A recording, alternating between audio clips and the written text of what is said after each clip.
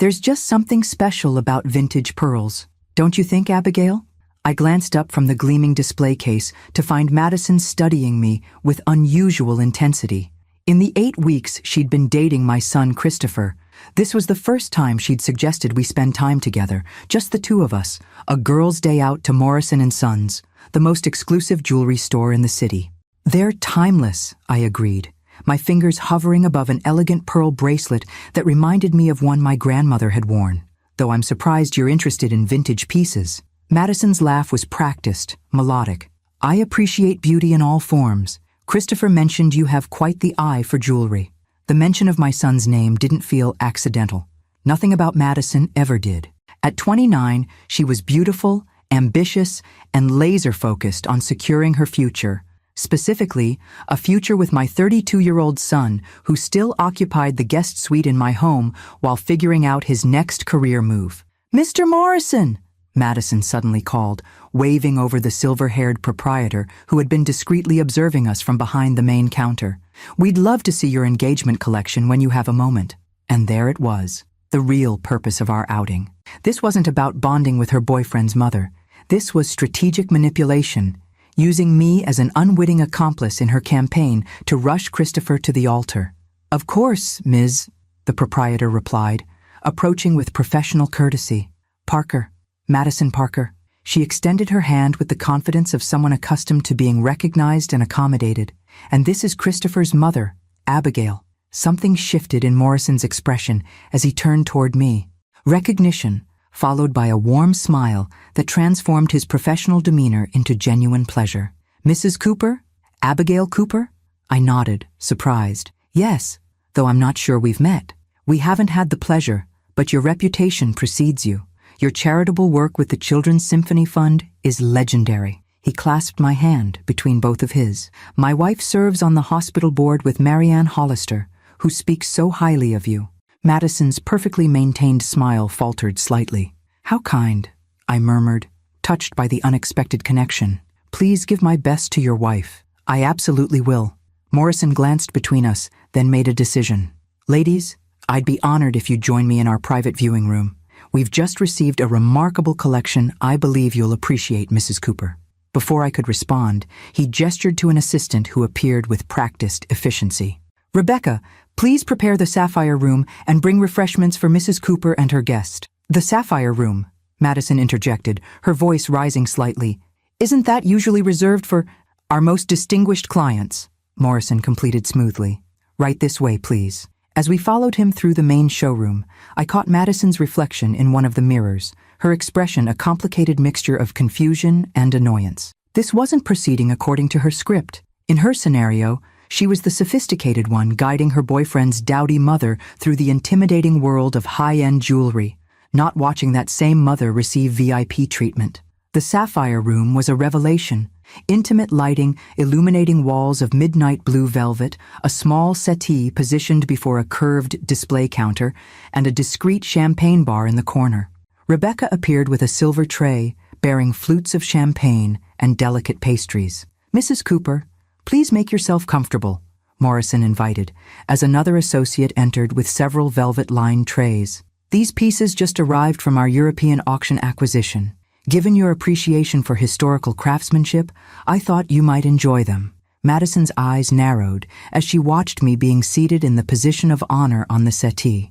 This was clearly not her first visit to Morrison & Sons, yet she had never been granted access to this inner sanctuary. "Actually," she interjected with forced brightness, "we were primarily interested in engagement settings. Christopher mentioned he might be ready to take that step soon, and I thought his mother might help with selecting something appropriate for the family." I carefully kept my expression neutral, though inwardly I was startled by her brazen fabrication. Just last week, Christopher had explicitly told me he was nowhere near ready to consider marriage, especially with someone he'd known less than 2 months. "Of course," Morrison nodded diplomatically. "We can certainly view those collections as well.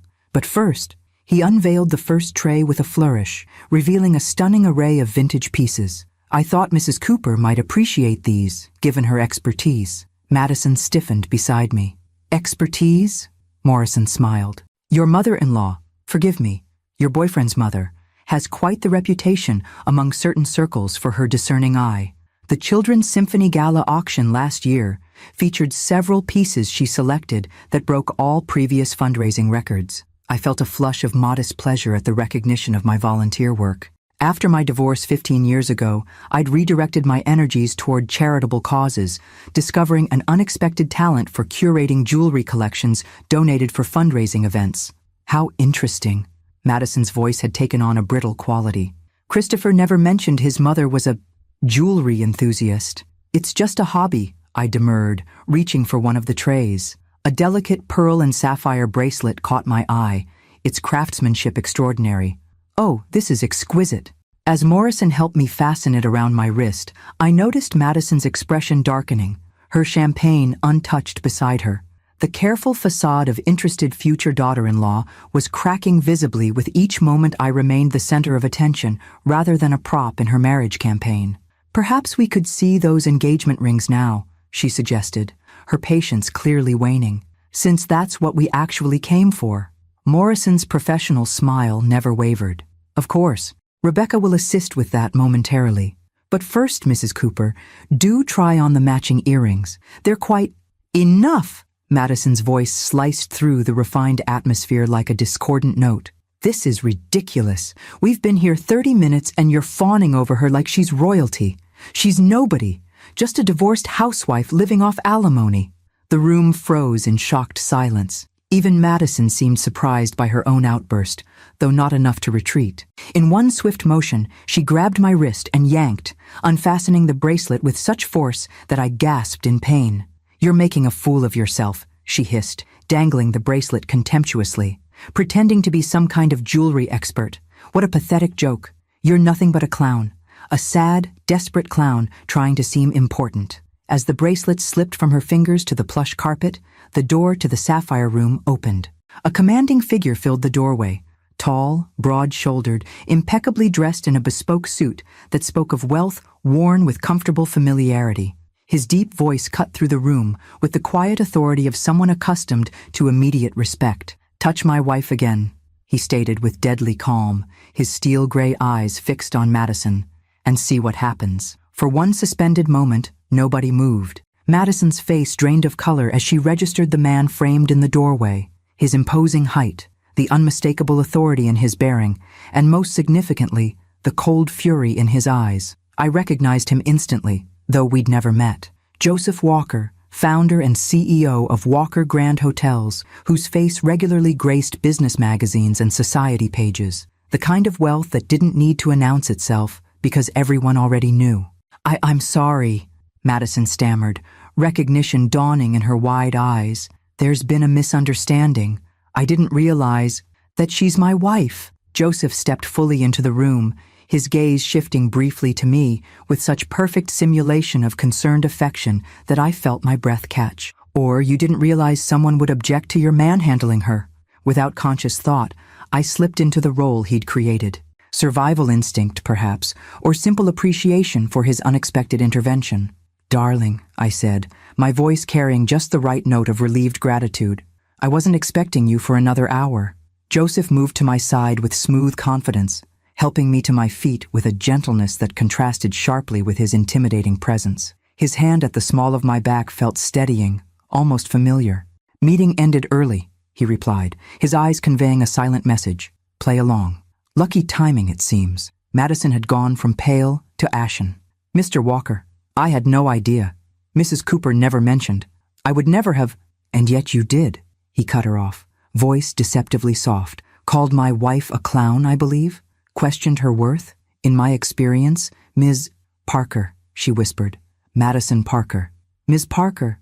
In my experience, people reveal their true character not when things are going their way, but precisely in moments like these." He bent to retrieve the bracelet from the floor, examining it before placing it carefully in my palm, closing my fingers around it with a gesture both protective and possessive.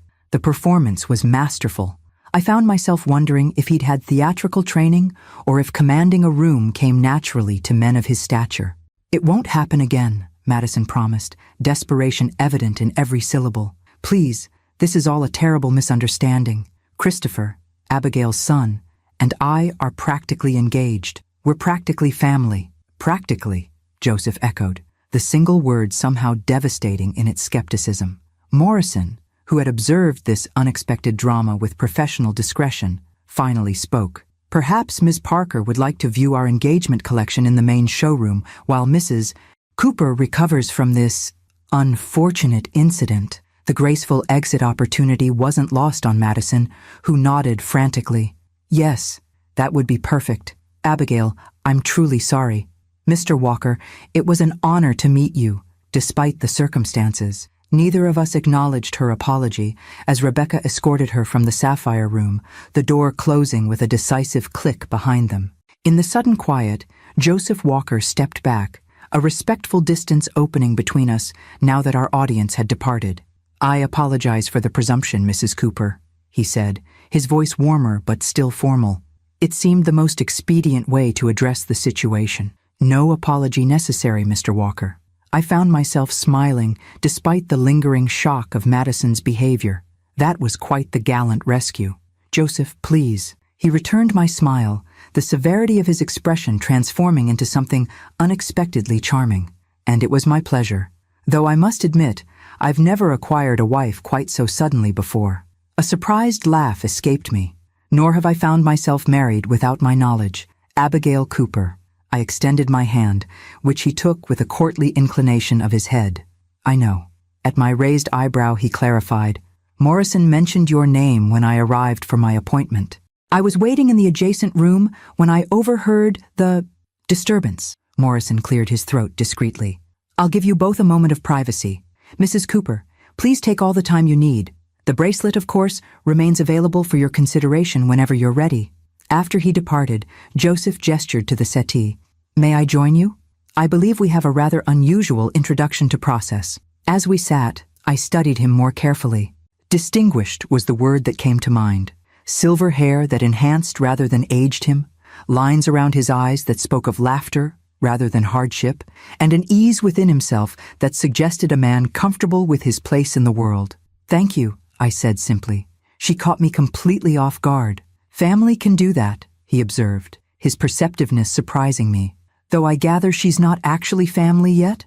My son's girlfriend of 8 weeks, I confirmed.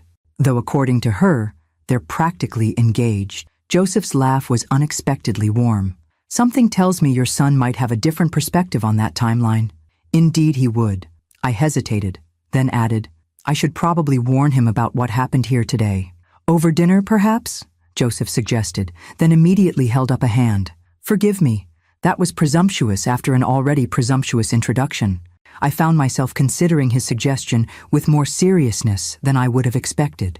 There was something refreshingly direct about him, a clarity of purpose without games or manipulation, the precise opposite of what I'd just experienced with Madison. Actually, I heard myself saying, dinner would be lovely, as a proper thank you for your timely intervention. And perhaps to discuss how I should break the news to my son that I've apparently married a hotel magnate without his knowledge. Joseph's smile deepened, genuine pleasure lighting his eyes. I know just the place, assuming you're comfortable being seen with your new husband, of course. For the first time since Madison's outburst, I felt the tension fully leave my body, replaced by an unexpected flutter of anticipation. Well, I replied with newfound lightness, we might as well enjoy our honeymoon period while it lasts. Joseph's chosen restaurant was discreetly elegant, a hidden gem tucked away from the city's more ostentatious dining establishments. No sign announced its presence, just a simple brass plate beside a heavy oak door that read, Oliveira's, one of the city's best-kept secrets, Joseph explained, as the maitre d' led us to a secluded corner table. Family-owned for 3 generations. The kind of place where you'll never see a cell phone at the table or hear anyone name-dropping. How refreshing, I replied, appreciating the understated sophistication. White tablecloths, muted lighting from actual candles, and enough space between tables that conversations remained private. Once seated with menus and wine suggestions, I studied Joseph more carefully. So, Mr. Walker. Joseph, he corrected gently. Joseph, I amended. Do you often ride to the rescue of strange women being berated in jewelry stores, or was today a special occasion? His laugh lines deepened. I assure you today was unprecedented, though I must confess, I was already aware of who you were before the incident. This surprised me. Oh? Morrison mentioned your name when I arrived for my appointment, something about the Symphony Fund. It registered because I've contributed to their annual gala, though we've never crossed paths there. The coincidence made me smile. I've chaired the auction committee for the past 5 years. Small world. Indeed, he held my gaze a moment longer than strictly necessary, though I suspect you and I have been moving in adjacent circles for some time without intersecting. There was something unexpectedly compelling about his direct manner. No games, no pretense, just straightforward interest. After 15 years of navigating post-divorce dating scenes filled with agenda-laden interactions, the simplicity was almost disorienting. "And what brought you to Morrison's today?" I asked. "Since we're now apparently married, I should probably know what my husband shops for at exclusive jewelers." His expression softened with remembered affection.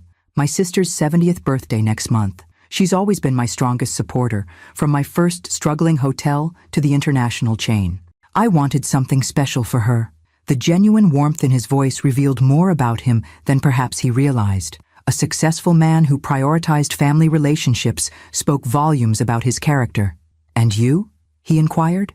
"Before Miss Parker's intervention, what brought you there?" I sighed, the memory of Madison's scheme returning. A manipulation, it seems. Madison orchestrated the outing, presumably to plant marriage ideas regarding my son. I suspect she thought I'd be so dazzled by expensive jewelry that I'd start dropping hints to Christopher about proposals. "Instead, she discovered you were already known and respected there," Joseph observed. "That clearly wasn't in her script." "No," I agreed as our wine arrived. "Madison has a very specific view of me as the boring, irrelevant mother who should be grateful for her attention. Finding out I had any sort of independent identity beyond Christopher's mom threw her completely." Joseph raised his glass in a small toast. "To independent identities, then." As we clinked glasses, I felt an unexpected flutter of connection. There was something liberating about sharing a meal with someone who had no preconceptions about me, no shared history to navigate, no family dynamics to consider, just two adults enjoying each other's company. "I should warn you," I said after our first course arrived, "I may need to call my son after dinner." Given Madison's temperament, I suspect she's already crafting a version of today's events that paints her as the victim. Joseph nodded thoughtfully. "Family dynamics are always complicated. Do you and your son have a close relationship?" "We do, though it's been tested since he moved back home last year after his startup collapsed." I hesitated, then decided on honesty. "Christopher is brilliant, but struggles with follow-through. Madison is his third relationship this year and easily the most determined. And his father's involvement? Minimal, by his choice. The divorce was 15 years ago, and Edward's new family in Seattle occupies most of his attention." Joseph absorbed this without judgment. "And your other children? You mentioned just the one son earlier. My daughters, Emma and Sophia, live on opposite coasts. Emma's a pediatrician in Boston. Sophia works in environmental law in San Francisco." Pride warmed my voice. "They're both wonderfully independent, which means I rarely see them outside of holidays." "They sound remarkable," Joseph said, genuine interest in his expression. "They must take after their mother." The compliment, delivered without flattery, brought unexpected warmth to my cheeks. "Kind of you to say, though you know very little about me, beyond my apparent ability to attract drama in jewelry stores. I know you volunteer significant time to children's causes," he countered. "I know Morrison holds you in high esteem, which says something about both your character and your expertise. And I know you handled a deeply uncomfortable situation today with remarkable grace." His observations, specific and thoughtful rather than generic flattery, struck me. This man actually paid attention, a rarer quality than one might expect. "Your turn," I said, deflecting from my sudden self-consciousness. "Tell me something about Joseph Walker that isn't in the business profiles." He considered this, his expression thoughtful. "I make terrible pancakes but excellent omelets. I collect first-edition mystery novels. And despite owning hotels around the world, I'm happiest at my lake cabin in Vermont, where the internet connection is questionable at best." Each detail revealed a man more nuanced than his public persona suggested. As our dinner progressed through excellent food and surprisingly easy conversation, I found myself genuinely enjoying his company. His dry humor, his thoughtful questions, his evident interest in my responses. By dessert, I realized with some surprise that I hadn't once checked my phone or thought about Madison's drama in over an hour. For the first time in longer than I could remember, I was simply present, engaged in the moment with someone who seemed equally engaged with me. When Joseph insisted on driving me home despite my protest that I could easily call a car service, I found myself accepting with unexpected pleasure. After all, he said with that warm smile that was becoming familiar, what kind of husband would I be if I didn't see my wife safely home?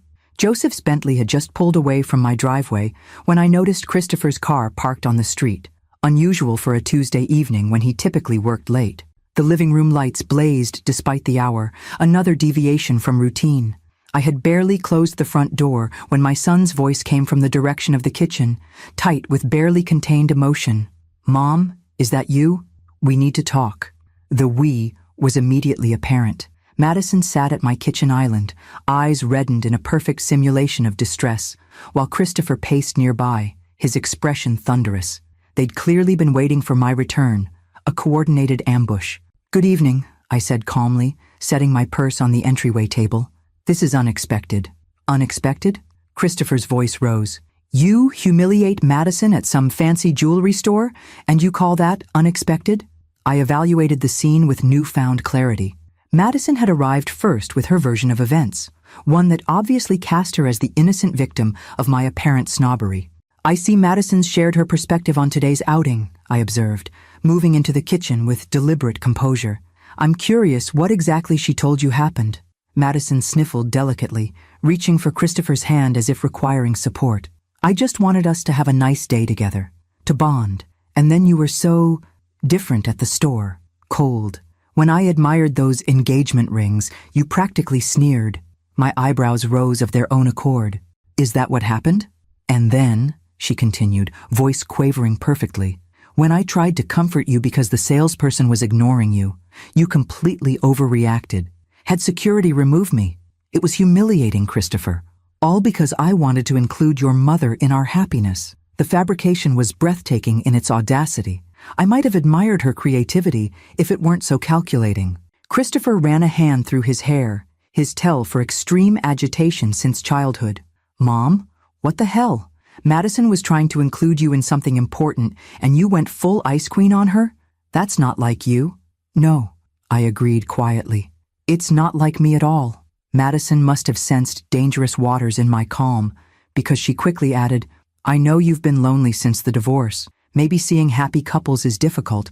I understand. I really do. We can forget the whole thing happened." The patronizing tone made my decision easier. I'd planned to speak with Christopher privately, to gently open his eyes to Madison's manipulations. But this performance demanded a different approach. "Christopher," I said evenly, "would you like to hear what actually happened today? Because Madison has just delivered a masterclass in creative fiction." Madison's eyes narrowed fractionally before widening in manufactured hurt. "See? This is exactly what I mean. So defensive, so hostile. Actually," I continued, pulling out my phone, "let's start with why Madison really arranged today's outing. Not for bonding, but because she wanted to manipulate me into pressuring you toward a proposal." Christopher blinked, thrown off script. "What? No, that's not—" "She told the jewelry consultant we were there to look at engagement settings because you were ready to take that step soon. That you'd discussed marriage with her." "I never—" Christopher's confusion was evident. "We've only been dating 8 weeks. I've never mentioned marriage." Madison shifted tactics instantly, tears vanishing. "It was a little white lie to get better service, Chris. Jewelry stores treat engagement customers better. It wasn't serious. Then why tell me you were going there to bond with Abigail?" His voice had taken on a new edge. "Those are very different stories, Madison." She straightened, abandoning the victim pose entirely. "Does it matter? The point is, your mother embarrassed me in front of everyone, made a huge scene when I was just trying to be friendly." "A scene," I repeated thoughtfully. Interesting characterization from someone who called me a pathetic clown and physically grabbed jewelry off my wrist. Christopher's head snapped toward Madison. "You did what?" Her composure fractured visibly. "She's exaggerating. I barely touched her. I have the bruise forming on my wrist if you'd like to see," I offered mildly. And I'm sure Morrison and Sons has security footage if there's any question about what transpired. Madison's expression shifted to cold calculation. Fine. I got upset when they treated her like royalty while ignoring me. It was embarrassing. But then her boyfriend or whatever showed up and threatened me. Actually threatened me, Christopher. Some old rich guy claiming to be her husband. Husband? Christopher looked completely lost now. Mom, what is she talking about? I sighed, seeing no graceful way around the truth. Joseph Walker happened to be at Morrison's when Madison created her scene. He intervened when she became physically aggressive. Joseph Walker, Christopher repeated blankly. The hotel guy? From the business magazines? The same. Madison's eyes narrowed suspiciously. You seemed awfully cozy with him for someone you supposedly just met. And where have you been all evening? It's nearly 11. We had dinner, I replied simply, as a thank you for his intervention. It seemed the civilized thing to do. Christopher studied my face with new awareness. You had dinner. With Joseph Walker, the billionaire. Millionaire, I believe, I corrected. And yes, he's quite charming when not defending strangers from hostile jewelry store encounters. Madison's face had transformed completely, naked calculation replacing any pretense of emotional distress. So that's where you've been all night, on a date with some rich guy you just met, while I've been here worried sick about our relationship. The manipulative pivot was almost impressive. Christopher, however, was no longer following her lead. His expression had shifted from anger to thoughtful assessment as he looked between us. Madison, he said finally, I think you should go home. We can talk tomorrow when everyone's calmer. But Chris, please, his voice was firm. I need to speak with my mother, alone. Her exit was a masterpiece of reluctance and wounded dignity, complete with a trembling kiss on Christopher's cheek and a tearful glance back from the doorway. The performance would have been more convincing if I hadn't seen how quickly she'd switched emotional displays throughout the evening. When the door closed behind her, Christopher turned to me with genuine confusion. Mom, what the hell is going on? Madison shows up hysterical, saying you humiliated her. Then you come home late from dinner with a famous billionaire who pretended to be your husband? None of this makes sense. I moved to the refrigerator, suddenly aware of how exhausting the day had been. It's a rather long story. Would you like some tea while I explain? So let me get this straight, Christopher said, cradling his mug of tea as we sat in the living room. Madison took you to the jewelry store specifically to manipulate you into pushing me toward proposing to her? That appears to have been the plan, I confirmed. She seemed quite thrown when the staff recognized me and offered VIP treatment. It didn't fit her narrative of being the sophisticated one guiding her boyfriend's dowdy mother. Christopher winced. Has she always been this calculating? How did I miss it? She's skillful, I offered, not wanting to wound his pride further. And you've been focused on rebuilding after the startup failure. Sometimes we see what we need to see in relationships. He ran a hand through his hair again, a gesture so reminiscent of his childhood that my heart softened. At 32, my son was still finding his way, still vulnerable to those who recognized his insecurities. And then, Joseph Walker just happened to be there? The Joseph Walker? And he pretended to be your husband to rescue you from Madison's tantrum? I couldn't help smiling at his incredulity. Life occasionally delivers moments worthy of a film script. This was apparently one of them. And then you went to dinner with him, Christopher continued, processing. Just like that. It seemed the appropriate way to thank him, I replied, though I recognized the inadequacy of this explanation even as I offered it. The truth was both simpler and more complex.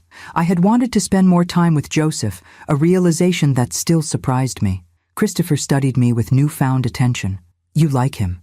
I enjoyed his company, I acknowledged carefully. He's intelligent, straightforward, and refreshingly free of agenda. Unlike Madison, Christopher added grimly. I didn't say that. You didn't have to. He set down his mug with a decisive click. I've been an idiot, haven't I?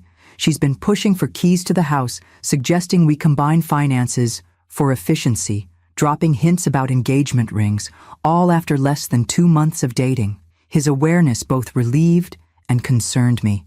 Christopher, I didn't tell you this to turn you against Madison. That's your relationship to evaluate. Mom, his expression was wry. She physically grabbed you and called you a clown in public, then came here and lied about the entire incident. I think we're past the point of gentle evaluation.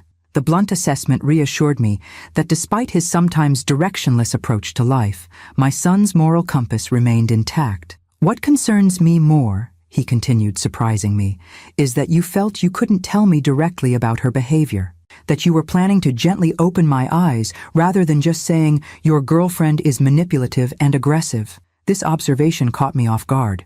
I didn't want to seem like the interfering mother who dislikes her son's girlfriend. Because Madison has been positioning you that way, he concluded with unexpected insight, setting up a dynamic where any criticism from you would seem like jealousy or possessiveness. I blinked at his perception. That's remarkably astute. I'm not completely oblivious, he said, with a self-deprecating smile, just occasionally blinded by a pretty face and well-executed flattery. We sat in companionable silence for a moment.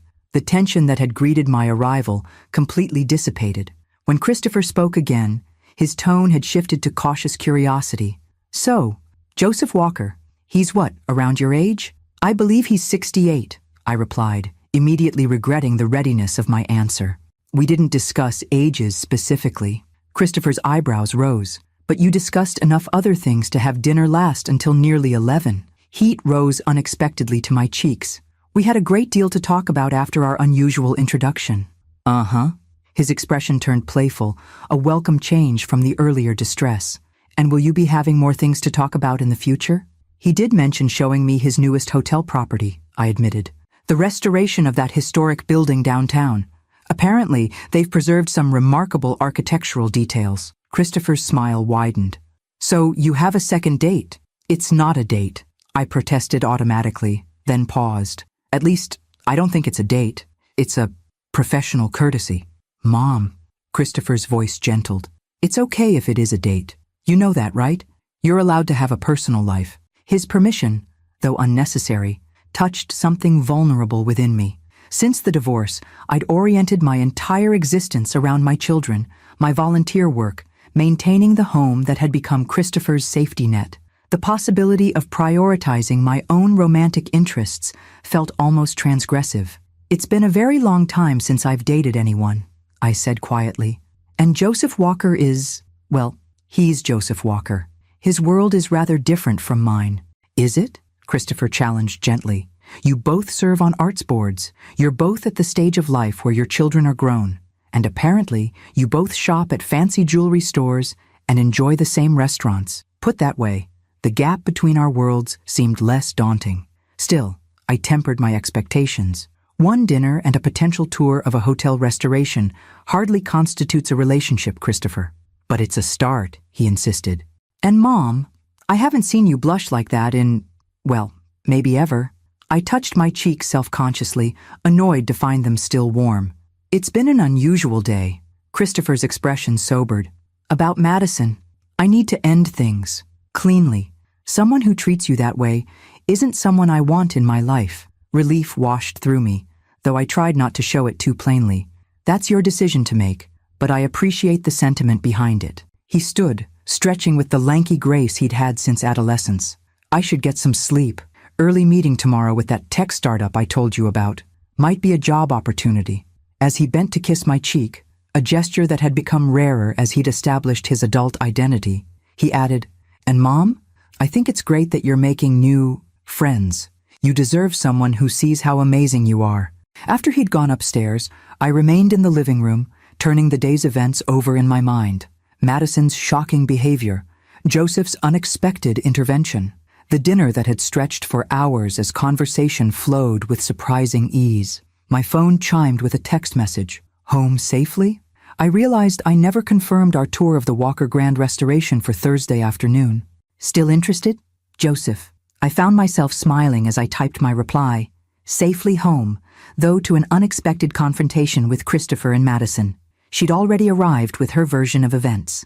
All resolved now. And yes, Thursday sounds lovely. His response came almost immediately. Confrontation? Everything all right? I'm free for lunch tomorrow if you'd like to talk about it. The prompt offer of support, without pressure or expectation, warmed me unexpectedly. I hesitated only briefly before responding. Lunch would be nice, and don't worry, the confrontation ended better than it began. My son sees more clearly now. As I prepared for bed, I found myself contemplating the strange turns life could take. 24 hours ago, Joseph Walker had been a name I recognized only from business news. Madison had seemed merely ambitious rather than manipulative, and I had been contentedly settled in my routine of volunteer work and quiet evenings at home. Now everything felt slightly altered, familiar landscapes viewed from a new angle, revealing unexpected possibilities I hadn't considered in years. Carmela's Cafe occupied the ground floor of a renovated brownstone, its patio tables shaded by canvas umbrellas in crisp navy and white. Joseph was already seated when I arrived, rising immediately as he caught sight of me. His courtly manners, standing when a woman arrived or left the table, opening doors, walking on the street side of the sidewalk, belonged to an earlier era, yet never felt performative or exaggerated. "You look lovely," he greeted me, his smile warming his eyes. "I hope you don't mind the outdoor seating. The weather seemed too perfect to waste." "It's ideal," I agreed, settling into the chair he held for me. The spring air carried the scent of nearby flowering trees, a welcome respite from air conditioning. After we'd ordered a Mediterranean salad for me, grilled salmon for him, Joseph leaned forward slightly. "So, tell me about this confrontation." I was concerned. I recounted the previous evening's drama, from Madison's theatrical tears to Christopher's eventual clarity. Joseph listened attentively, his expression thoughtful. "Your son sounds perceptive," he observed when I'd finished. Once he had all the information. "He is," I agreed, though sometimes slow to recognize manipulation when it's wrapped in flattery and attention. "A common human vulnerability," Joseph noted without judgment. "We all have our blind spots, especially when it comes to romantic relationships." The waiter arrived with our meals, providing a natural pause in the conversation. As we began eating, Joseph asked, "Has Madison made any attempt to contact you today?" 3 text messages, increasingly desperate in tone, I confirmed. First apologizing for the misunderstanding, then suggesting we start fresh for Christopher's sake, and finally proposing brunch this weekend to clear the air. Joseph's eyebrows rose, persistent. "And calculating," I added. "She doesn't know that Christopher has already decided to end things. She's trying to neutralize me as a threat before he fully processes what happened." "Strategic," Joseph acknowledged, "though ultimately futile if your son has seen through the facade. Christopher texted that he's meeting her this evening to end things. He seemed quite resolved." Joseph studied me over his water glass. "And how do you feel about all this? Being thrust into the middle of your son's relationship drama couldn't have been pleasant." The question was refreshingly direct. Most people would have focused exclusively on the Madison situation or Christopher's reactions, skipping over my own experience entirely.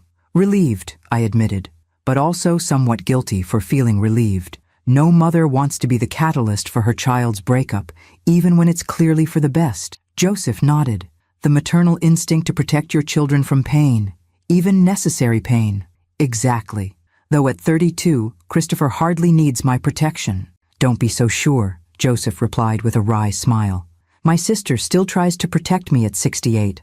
I suspect it's a lifelong impulse." This glimpse into his family dynamics intrigued me.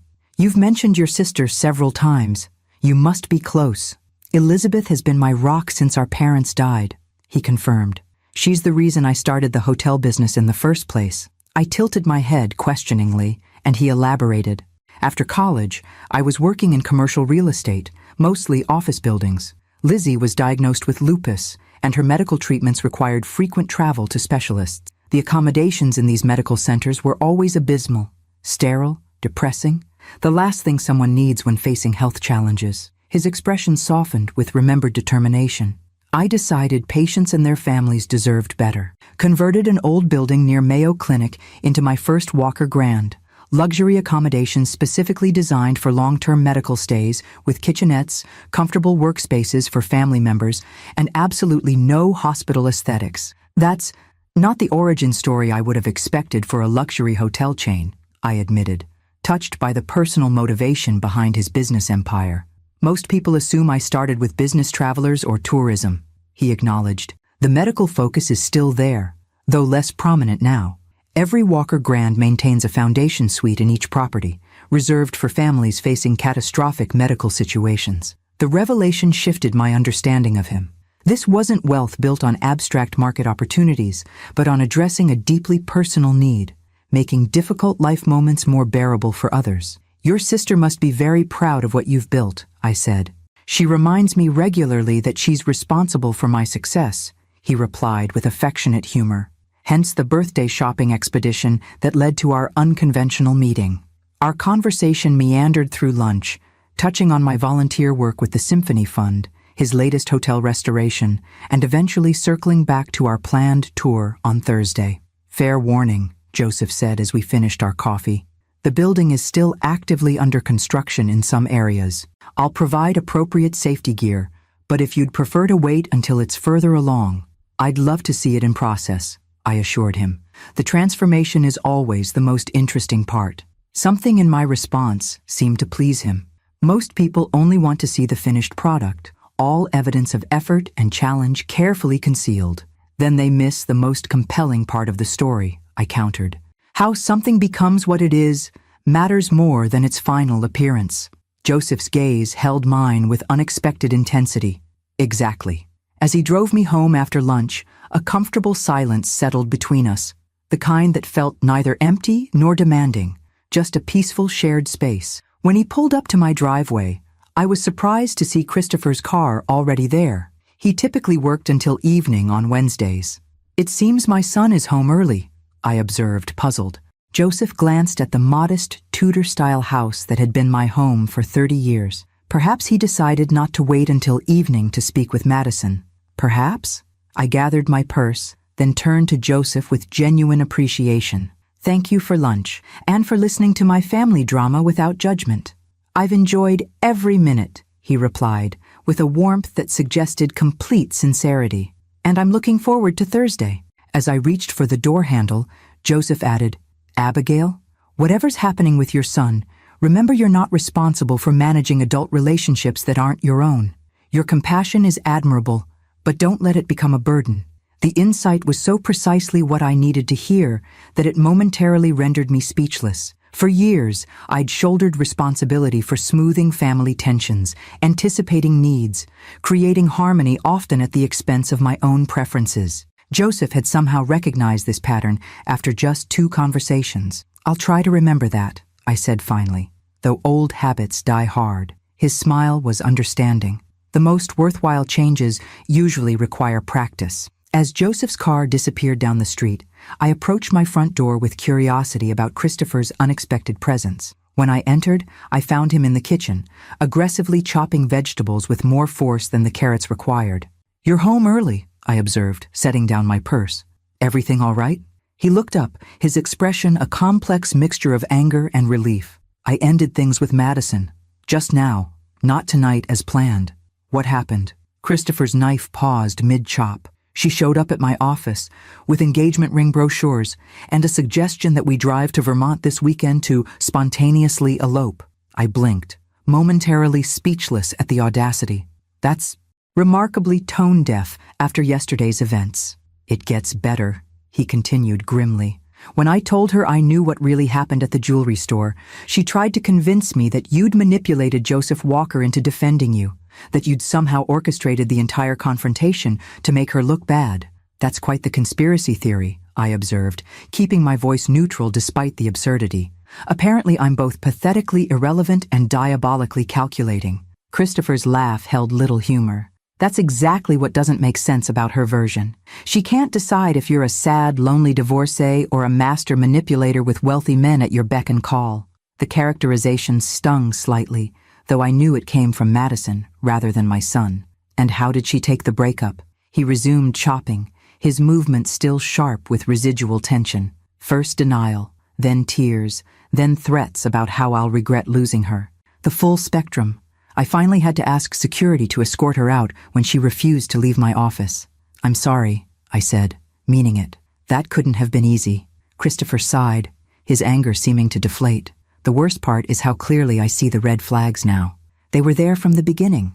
The love bombing, the rushed intimacy, the subtle isolation from friends who weren't supportive enough of our relationship. I moved to the refrigerator, retrieving ingredients to complement whatever stress-cooking project he'd initiated. Don't be too hard on yourself. Manipulative people are skilled at what they do. I guess. He dumped the chopped vegetables into a bowl with unnecessary force. Anyway, that's over. Completely over.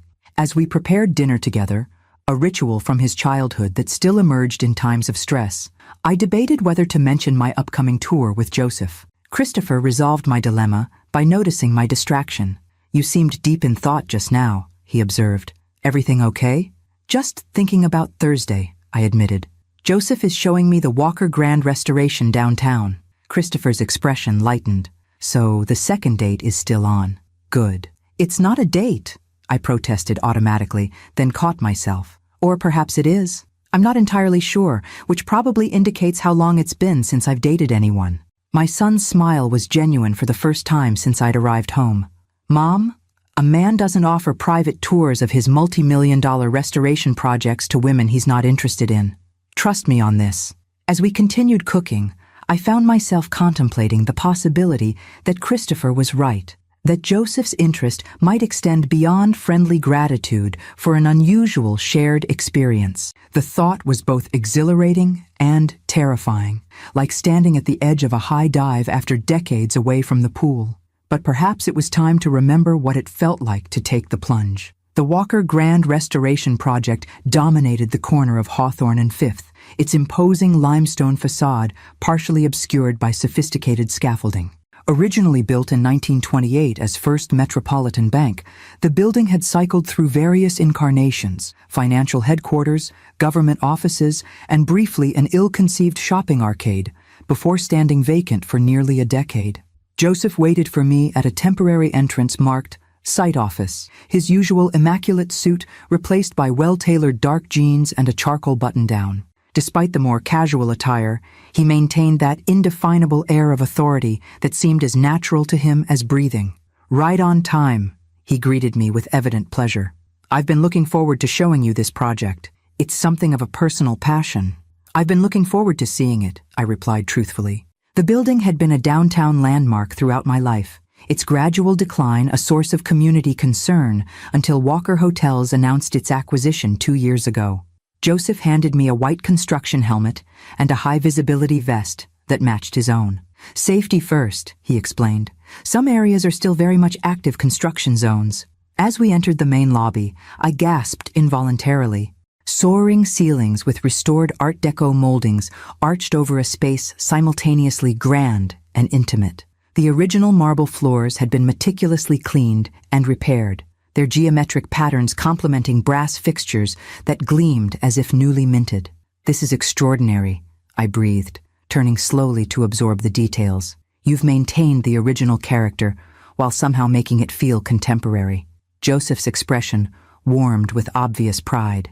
That was exactly our goal, honoring the building's heritage while ensuring it meets modern expectations. He gestured toward an elegant reception area. The original bank teller stations have been repurposed as the hotel check-in. The brass detailing is all original, just restored. For the next hour, Joseph guided me through the building's transformation, guest rooms fashioned from former offices with original woodwork and windows carefully preserved, the grand ballroom that had once been the bank's main floor, its massive chandeliers rebuilt with LED technology that mimicked the warm glow of original incandescent bulbs, the rooftop garden created where mechanical equipment had once cluttered the skyline. Throughout the tour, I was struck by Joseph's intimate knowledge of every detail, not just the business aspects, but the craftsmanship involved. He knew the origin of the replacement marble when original pieces couldn't be salvaged, the name of the master woodworker who had recreated damaged moldings, the specific paint formulation developed to match the original colors while meeting modern environmental standards. "You're unusually hands-on for a CEO," I observed as we paused in what would become the hotel's signature restaurant. "Most executives at your level would delegate these details to project managers." Joseph smiled, a hint of self-consciousness in his expression. "This building is special to me. My father used to bring me here when it was still First Metropolitan.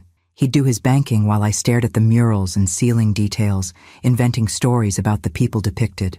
This glimpse of the boy within the successful man touched me unexpectedly. So this restoration is personal. Very much so.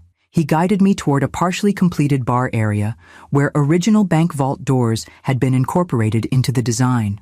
When the property became available, I moved faster than our usual acquisition timeline. Some of my board thought I was being sentimental rather than strategic. "And were you?" I asked. genuinely curious? Both, he admitted with refreshing candor. The location and structure made business sense, but I would have found a way to justify it regardless. Some opportunities transcend spreadsheet logic. The philosophy resonated deeply, acknowledging practical realities while allowing space for emotional connection and meaning. It was a balance I'd always valued, but rarely heard articulated by successful business leaders. As our tour continued to the upper floors, Joseph pointed out a door at the end of a nearly completed hallway.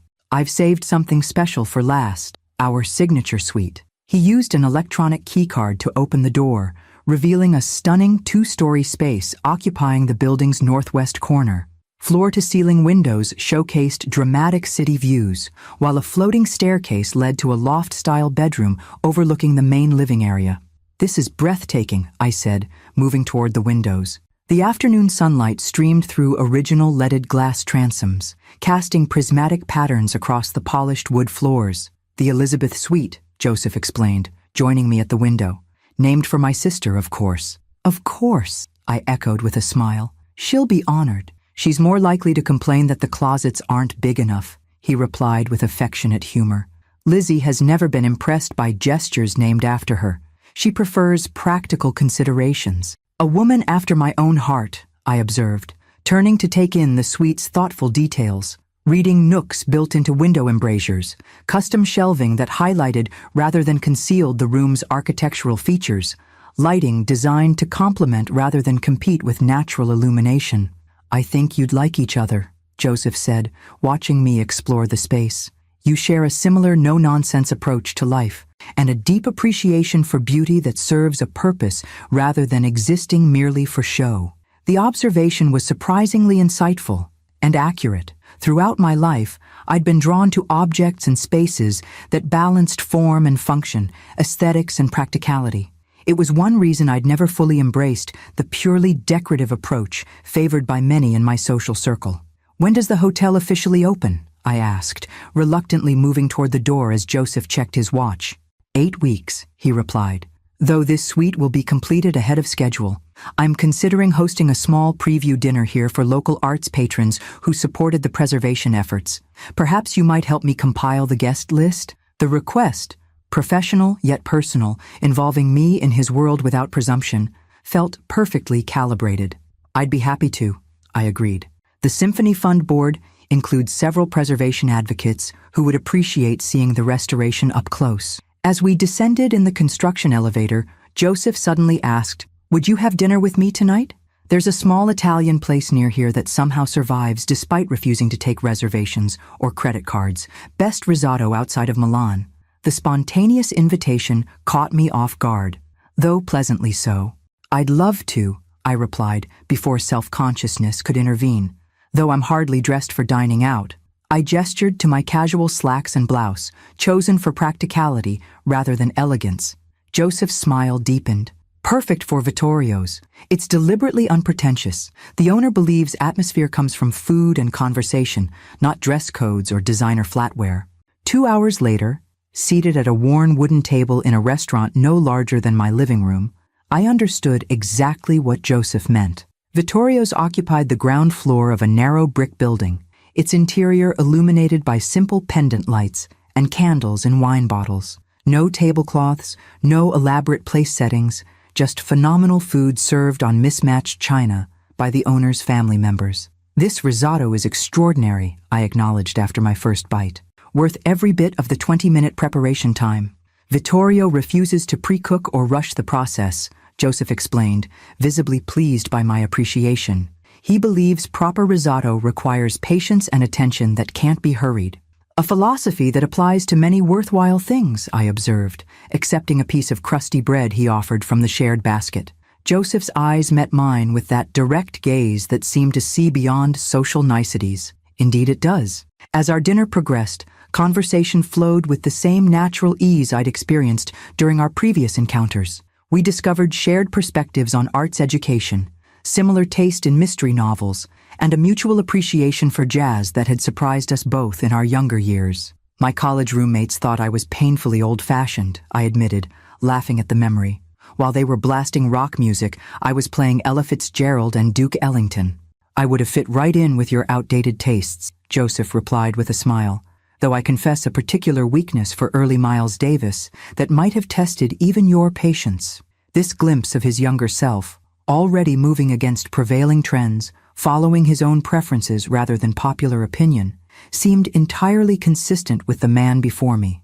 Joseph Walker had built his success not by chasing existing markets, but by recognizing unmet needs others had overlooked. As Vittorio himself brought our espresso after dinner, he exchanged rapid Italian with Joseph, who responded with surprising fluency. The older man glanced at me with obvious approval before departing with a knowing smile. "Do I want to know what that was about?" I asked, amused by the transparent assessment. Joseph looked momentarily embarrassed. He said, "I've been coming here alone for too many years, and it's good to see me with a beautiful, intelligent woman who appreciates proper risotto." The compliment, filtered through Vittorio's observation rather than delivered directly, brought unexpected warmth to my cheeks. High praise indeed, if proper risotto appreciation is the standard. The highest, in Vittorio's estimation, Joseph confirmed with a smile that reached his eyes. He judges character primarily through food preferences and conversation quality. As Joseph drove me home later that evening, I found myself reluctant for the day to end. Our connection had deepened through shared appreciation of the hotel restoration and the simple pleasure of unhurried dining. The ease between us felt increasingly natural, as if we'd known each other far longer than the few days since our unconventional introduction. When he walked me to my door, another of those old-fashioned courtesies he performed without affectation, Joseph hesitated slightly, his confidence momentarily giving way to something more vulnerable.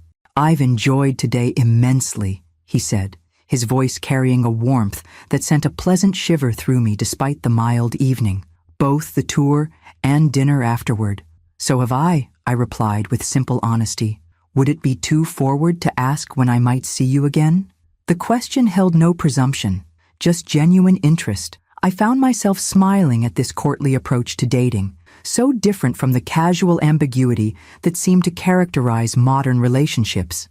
"Not forward at all. I'd like that very much." Relief and pleasure mingled in his expression. "Perhaps the symphony concert this weekend? Brahms is on the program, if I recall correctly." "Saturday evening," I confirmed, impressed that he'd noted my involvement with the Symphony Fund. That would be lovely.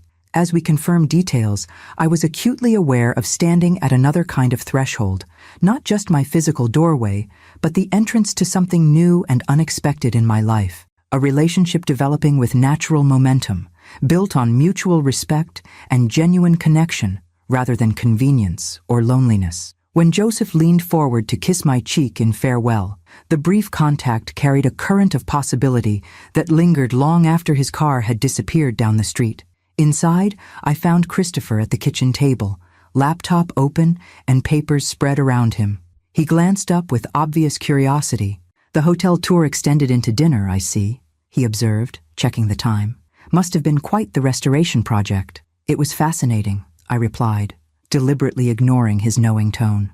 "The attention to historical detail while incorporating modern functionality is really quite remarkable." "Uh-huh. And the dinner after? Also remarkable architectural discussion?"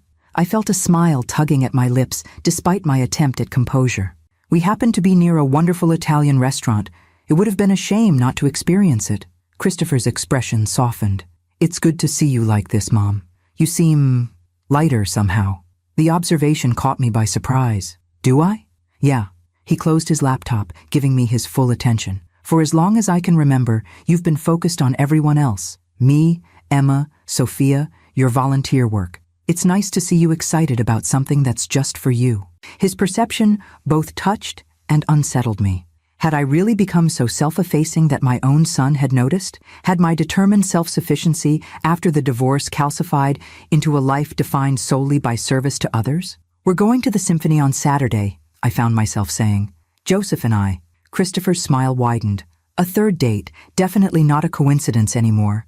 As I prepared for bed that night, I found myself contemplating this new path opening before me. Unexpected, unplanned, yet somehow feeling right in a way I hadn't experienced in years. Joseph Walker had entered my life through the strangest of circumstances, yet our connection had quickly transcended its unusual beginning. Saturday suddenly felt very far away. Symphony Hall glowed with soft amber light as Joseph and I climbed the grand staircase toward the mezzanine. He had insisted on the premium seats, claiming the acoustics were superior, though I suspected he simply enjoyed the privacy they offered compared to the more crowded main floor. "You look beautiful," he said as we reached the top of the stairs, his appreciation evident in his gaze. I'd chosen a midnight blue dress I hadn't worn in years, its simple elegance suddenly feeling appropriate again after long relegation to the back of my closet. "Thank you," I replied, unexpectedly pleased by the compliment. "You clean up rather well yourself." Joseph smiled, adjusting his perfectly tailored jacket with mock vanity. High praise from a woman who's seen me in a construction helmet. As we moved toward our seats, I noticed several acquaintances from the Symphony Fund watching us with poorly concealed curiosity. Marianne Hollister, the board president, caught my eye with a raised eyebrow and approving smile. I'd known most of these people for years, yet had rarely appeared at social functions with a companion. Joseph's presence beside me was undoubtedly providing fodder for discreet conversation. "I believe we're causing a minor sensation," Joseph observed quietly, clearly noting the same attention I had. "Shall I wave, or would that be too theatrical?" His humor put me at ease. "Let's maintain the mystery. It's more interesting that way." Indeed, he guided me to our seats with a light touch at the small of my back. "Though I suspect your friend in the teal jacket is about to spontaneously need to use the restroom just to pass by for a closer look." He was right. Moments after we settled, Eleanor Whitman, Symphony Fund treasurer and enthusiastic purveyor of social updates, made a transparently deliberate detour past our seats. "Abigail, what a lovely surprise," she exclaimed with practiced surprise. "It's been ages since you've attended a performance." "Hello, Eleanor," I replied pleasantly. "I believe we saw each other at the fund meeting just last week." "Oh, of course," she agreed, her attention already shifting to Joseph. "And you've brought a guest? How wonderful." I performed the necessary introduction. "Eleanor Whitman, this is Joseph Walker. Joseph, Eleanor serves on the Symphony Fund board with me." Joseph stood with that old-world courtesy I'd come to appreciate, taking Eleanor's extended hand. "A pleasure to meet you, Mrs. Whitman. The Symphony Fund's work is remarkable." Eleanor practically vibrated with the networking opportunity that had fallen into her lap. "Mr. Walker, the hotel developer. Why, we've been hoping to approach you about our annual gala. Perhaps you'd consider hosting it at your new downtown property once it's completed." "I'd be happy to discuss possibilities," Joseph replied smoothly.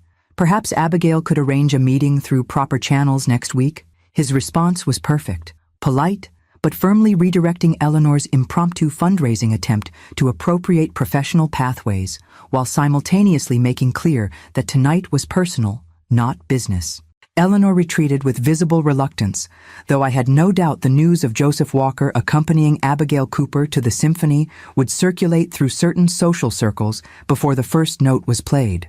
"Well handled," I murmured, as Joseph resumed his seat. "I've had practice," he replied with a wry smile. "Though usually it's business opportunities rather than charitable galas being pitched at inappropriate moments." "The hazards of success," I observed. "Among many," he agreed, "though present company makes such minor intrusions entirely worthwhile." The simple compliment warmed me more than elaborate flattery could have. Before I could respond, the house lights dimmed and the conductor appeared to enthusiastic applause. The Brahms Symphony had been a favorite of mine since college, its emotional depth and structural complexity rewarding repeated listening. I found myself particularly moved tonight, perhaps because of the man beside me, perhaps because of my own changing circumstances. The music seemed to speak directly to this unexpected chapter in my life, the gradual awakening of possibilities I'd long ago filed away as no longer relevant. Midway through the second movement, Joseph's hand found mine in the darkened theater, his fingers intertwining with mine in a gesture both tentative and certain. The simple connection, warm, solid, present, felt more significant than its physical reality might suggest. I tightened my grip slightly in response, an acknowledgement of something unfolding between us that required no words. When intermission arrived, we joined the flow of patrons heading toward the grand lobby. Joseph kept my hand in his, a public declaration of connection that felt both novel and natural. "Your Symphony Fund has created something truly special here," he observed as we found a quiet corner away from the bustling refreshment tables. The orchestra is world-class. The current conductor has transformed the program, I agreed. When I first joined the board, they were struggling to fill seats. Now most performances sell out weeks in advance. Evidence that excellence, properly supported, will find its audience, Joseph said, his gaze meeting mine with warmth that suggested he wasn't only discussing music. The moment was interrupted by a commotion near the main entrance. Raised voices, a security guard moving quickly through the crowd, patrons turning with expressions of alarm and curiosity. "What on earth?" I murmured, standing on tiptoe to see over the gathering crowd. The answer arrived with horrifying clarity as Madison's voice cut through the sophisticated hum of conversation. "I need to speak with Abigail Cooper. It's an emergency about her son." My heart seemed to stop momentarily. Christopher had mentioned dinner with colleagues from the tech startup he was courting for employment. Had something happened? Joseph's expression hardened as he recognized the voice. "That's Madison," I confirmed grimly. "Christopher's ex, who is apparently claiming an emergency involving him," Joseph added, his tone sharpening with concern. "Do you think something's actually happened to your son?" I was already reaching for my phone. "Let me check." Before I could complete the call, Madison spotted us across the lobby. Her appearance was significantly different from our last encounter. Her usually perfect makeup slightly smudged, her designer dress rumpled, her hair disheveled in a way that suggested deliberate disarrangement rather than actual disorder. "Abigail," she called, pushing past a security guard who attempted to intercept her. "Thank God, it's Christopher. He needs you." Joseph placed himself slightly in front of me, a subtle protective gesture. "Ms. Parker," he acknowledged coolly. "What seems to be the emergency?" Madison faltered momentarily at Joseph's presence, clearly not having anticipated finding us together. She recovered quickly, her expression morphing into calculated distress. "Mr. Walker, Christopher's been in an accident. He asked for his mother." Her voice broke with theatrical precision. "He's at Memorial Hospital." Cold fear gripped me, despite my suspicions about Madison's credibility. I completed my call to Christopher, holding my breath as it rang. "Mom?" My son's voice, perfectly normal and slightly confused, answered on the third ring. "Everything okay? I'm at dinner with the Vertex team." Relief washed through me, quickly replaced by anger as I realized the extent of Madison's manipulation. "You're not at Memorial Hospital? You haven't been in an accident?" "What? No." Alarm colored his voice. "Why would you think that?" "Madison is here at Symphony Hall, claiming there's been an emergency," I explained, watching her face pale as she realized her lie had been exposed in real time. "She said you were asking for me." "That's insane," Christopher replied, his voice hardening. "I'm perfectly fine. Put her on the phone." I extended my phone toward Madison, whose expression now cycled rapidly between defiance and desperation. "He'd like to speak with you." She backed away, shaking her head. "This is all a misunderstanding. I received a call. Someone must have been playing a prank." "Ms. Parker," Joseph interrupted with quiet authority, "either speak with Christopher now, or I'll be forced to involve security more directly. Creating a false emergency in a public venue could have serious consequences." Madison's composure cracked completely. "This is your fault," she hissed at me, abandoning all pretense of concern. "You've turned him against me. 3 years of groundwork ruined because you couldn't mind your own business." 3 years? I repeated, momentarily confused. "You've only known Christopher for 2 months." A calculating smile spread across Madison's face despite her disheveled appearance. "That's what he thinks. I've been positioning myself in his path for much longer. The startup he's interviewing with? My uncle sits on their board. His favorite coffee shop? I researched his routine for weeks. Nothing about our chance meeting was chance at all." The revelation of such methodical manipulation stunned me into momentary silence. Joseph, however, maintained his composure. "That's quite enough," he said firmly, gesturing to the security personnel who had been hovering nearby. "This woman created a false emergency to disrupt the event. Please escort her out." As security approached, Madison made one final desperate attempt. "You don't understand what's at stake. His trust fund vests on his 33rd birthday, just 3 months away. Do you know how long I've been planning this?" Her words hung in the air, shocking in their naked calculation. I stared at this woman who had targeted my son as if he were nothing more than a financial acquisition, her admission more damning than any accusation I could have made. Christopher can hear you, I said quietly, holding up my phone where the call was still connected. Every word. Madison's face drained of color as she finally registered the active phone call. Without another word, she turned and fled, pushing past security and disappearing through the main doors before they could stop her. Joseph placed a steadying hand on my arm. "Are you all right?" I realized I was trembling slightly, not from fear, but from retroactive horror at how close this predatory woman had come to permanently entangling herself with my son. "Christopher?" I spoke into the phone. "Did you hear?" "Everything," he confirmed, his voice tight with controlled anger. 3 years, Mom. She's been stalking me for 3 years, planning how to access my trust fund. "I'm so sorry," I said, inadequate words for such a disturbing revelation. "Not your fault." His voice steadied slightly. "Look, finish your evening, we'll talk tomorrow. I'm fine, just furious and slightly nauseated at the thought of how calculated this all was." After reassurances and goodbyes, I ended the call, looking up to find Joseph watching me with concern. "Symphony Security is confirming she's left the premises," he informed me, "and I've asked them to alert the parking attendants not to allow her back in tonight." The thoughtfulness of his precautions touched me. "Thank you for everything. Your presence made this much easier to handle." Joseph's expression softened. "Would you prefer to leave? We could find a quiet place to talk, or I could take you home if you'd rather." I considered the option, tempted by the thought of retreat after such an unsettling confrontation. Then I straightened my shoulders, making a conscious decision. "No," I said firmly. "I'm not allowing Madison to ruin our evening. The second half includes the Brahms Fourth, which is my favorite. I refuse to miss it because of her theatrics." Approval and something warmer flickered in Joseph's eyes. "I was hoping you'd say that." As we returned to our seats, his hand found mine again, its steady warmth a reassuring anchor after the storm of Madison's appearance. The music, when it resumed, seemed to speak even more powerfully, its themes of struggle, resilience, and ultimate transcendence suddenly personal rather than abstract. By the time the final movement reached its powerful conclusion, I felt restored, not because the disturbing revelation about Madison had faded, but because I had chosen not to let it define the evening.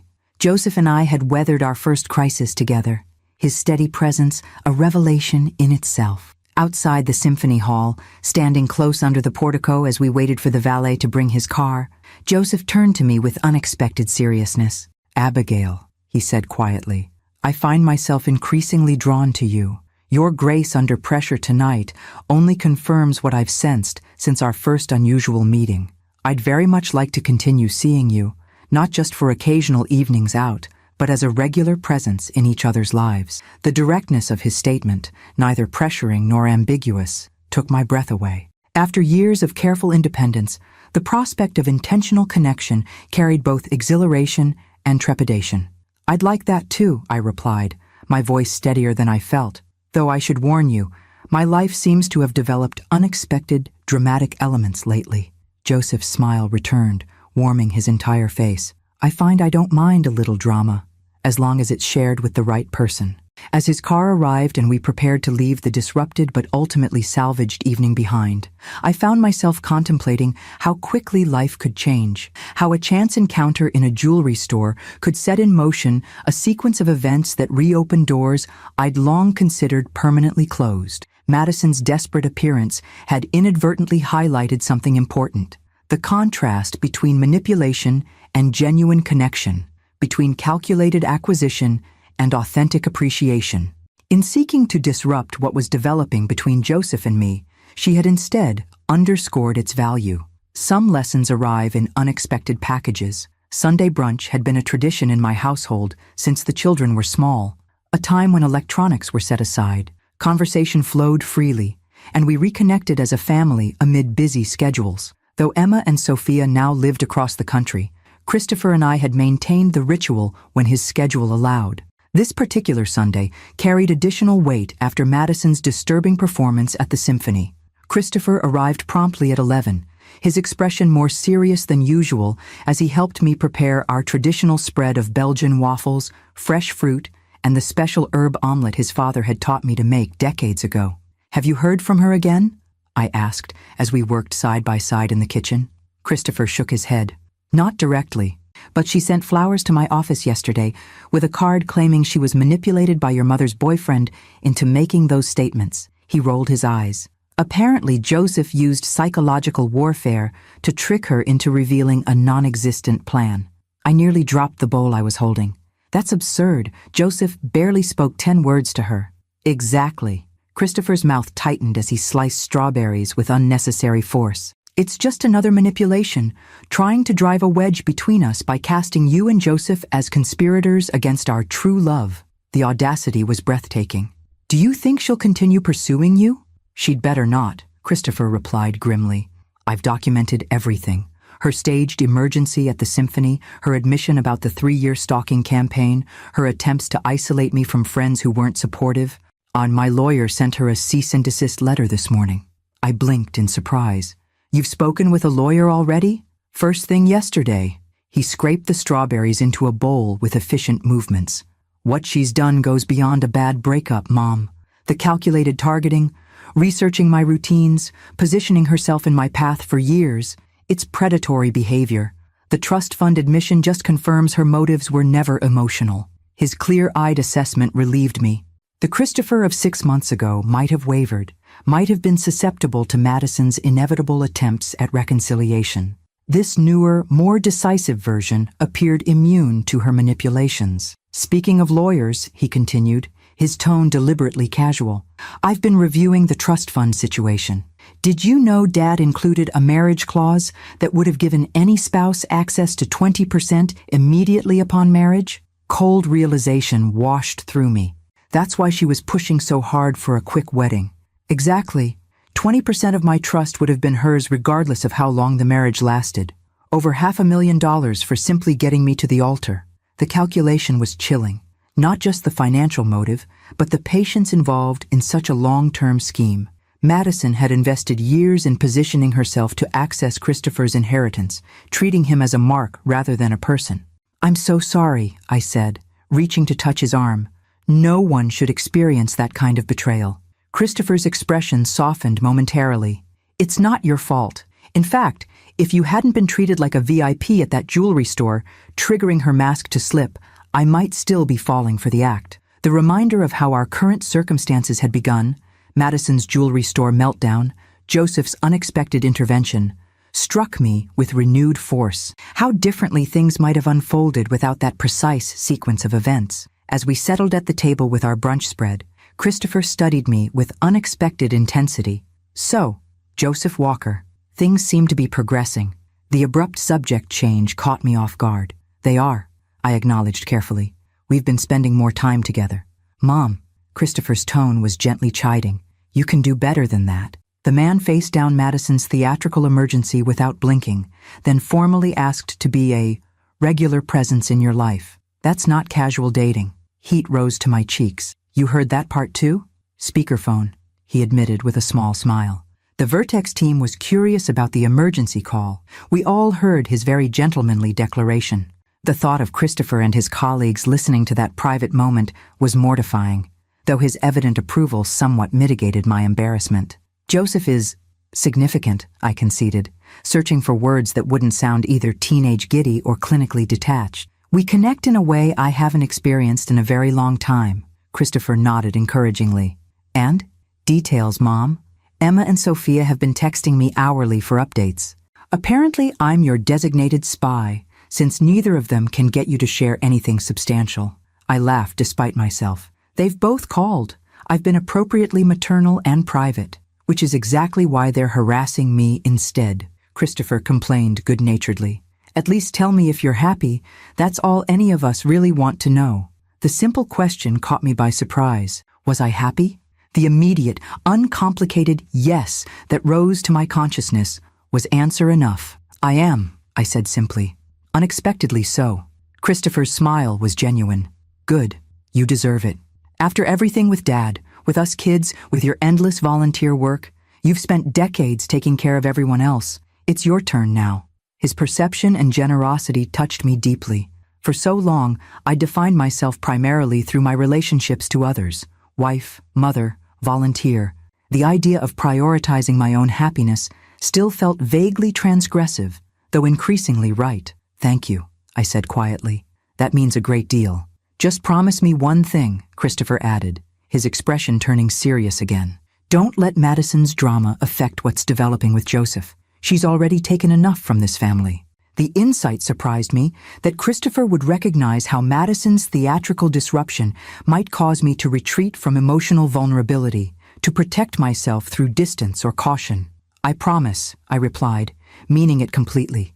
Madison has no power over my choices. As we finished our brunch, conversation turned to Christopher's potential new job, his apartment hunting progress, and eventually to Joseph's hotel restoration project. Throughout, I was struck by the subtle shift in our dynamic, my son speaking to me not just as his mother, but as a woman with her own valid desires and identity. It felt like crossing an invisible threshold into a new, more balanced relationship. After Christopher left, I found myself contemplating his observations while tidying the kitchen. My phone chimed with a text message from Joseph. Good morning. Hoping your conversation with Christopher brought clarity after last night's disruption. Would you be free for dinner at my home this evening? Nothing elaborate, just quieter than a restaurant. Let me know if that would be comfortable for you. The invitation represented another threshold, moving from public outings to the more intimate setting of his personal space. The careful wording, making clear both his desire to see me and his respect for my potential hesitation, reinforced everything I was coming to appreciate about Joseph Walker. I replied without overthinking, Dinner at your home sounds lovely. Christopher and I had a good talk this morning.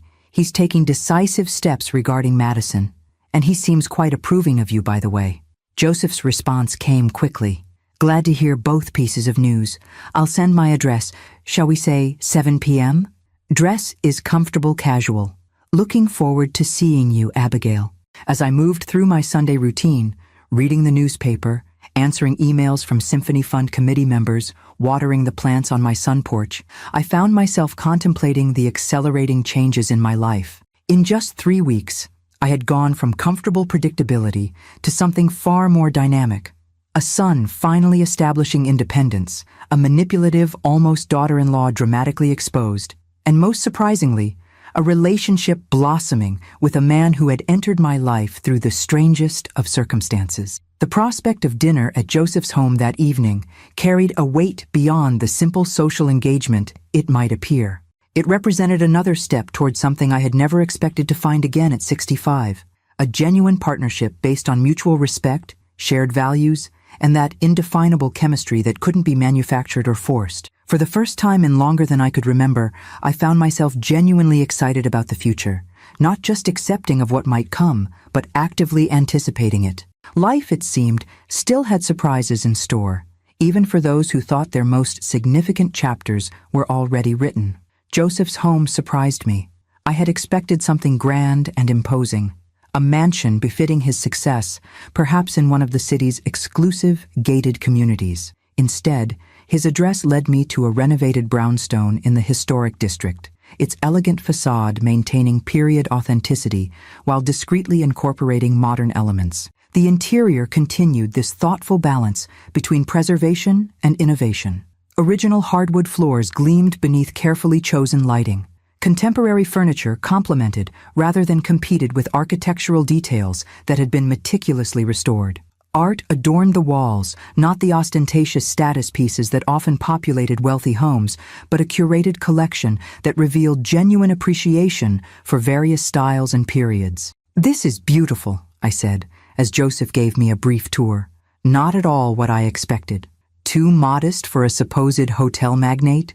He asked with a hint of self-deprecation. Not modest, authentic, I clarified. It feels like a home rather than a showcase. There's intention in every detail. Joseph's expression warmed at my observation. That was precisely my goal. I spend my professional life creating spaces for others. This needed to be genuinely mine. The kitchen revealed another surprise. Professional-grade appliances clearly used regularly rather than maintained for show. As Joseph checked something simmering on the stove, the comfortable familiarity of his movements confirmed my suspicion. You actually cook, I observed. Not just for special occasions. One of life's essential pleasures, he confirmed, adding fresh herbs to whatever was creating the enticing aroma that filled the space. My mother insisted all her children learn. Never be dependent on restaurants or other people for basic sustenance, she would say. I smiled at the practical wisdom. My mother taught me for similar reasons, though I suspect her motivations were more about traditional gender roles than independence. Different era, different approach, Joseph acknowledged, though the result is the same, the ability to create something nourishing from basic ingredients. He gestured toward the counter where a bottle of wine was breathing. Would you mind pouring while I finish this sauce? The easy domesticity of the moment struck me. The natural way we moved around each other in the kitchen, the absence of performative gallantry that might have had him insisting on doing everything himself, the simple pleasure of shared tasks. It felt surprisingly comfortable for a first visit to his home. Over dinner, a perfectly prepared salmon with a complex sauce that put my own efforts to shame. Conversation flowed with the same ease I'd come to expect in Joseph's company. We discussed books we'd recently read, shared memories of favorite travel destinations, and eventually circled back to the events of the previous evening. I've been concerned about how Madison's disruption affected you, Joseph admitted, his expression serious. That kind of calculated drama can be deeply unsettling. It was, I acknowledged, though not for the reasons she intended. I was initially terrified something had actually happened to Christopher. Once I knew he was safe, my primary emotion was retroactive horror at how thoroughly she had targeted him. Joseph nodded thoughtfully. The premeditation is particularly disturbing. 3 years of positioning herself in his path suggests a level of calculation beyond ordinary manipulation. Christopher has involved his lawyer, I said, relieved again by my son's decisive response. He's taking it more seriously than I might have expected, which is reassuring. Good. Clear boundaries are essential with someone that determined. Joseph refilled our wine glasses with the excellent Pinot Noir he'd selected. And how are you feeling about it all now, a day removed? The question was characteristic of him, looking beyond surface reactions to my deeper experience, genuinely interested in my perspective rather than simply offering platitudes or solutions. Grateful, honestly, I replied after considering. As disturbing as the situation is, I'm grateful it was exposed before Madison could legally entangle herself with Christopher or access his trust fund. And I'm grateful for your presence during the confrontation. Joseph's expression softened. I'm glad I was there, though I have no doubt you would have handled it capably on your own. Perhaps, I acknowledged, but it was considerably better not having to. A comfortable silence settled between us as we finished our meal, the kind of quiet that feels connective rather than empty. Joseph seemed as content as I was to simply be present without filling every moment with words. After dinner, he led me to a small terrace overlooking a surprisingly lush garden tucked behind the brownstone. String lights twinkled among carefully tended plants, creating an intimate oasis that felt removed from the city surrounding us. This is magical, I said, genuinely impressed by the transformation of what must have originally been a modest urban space.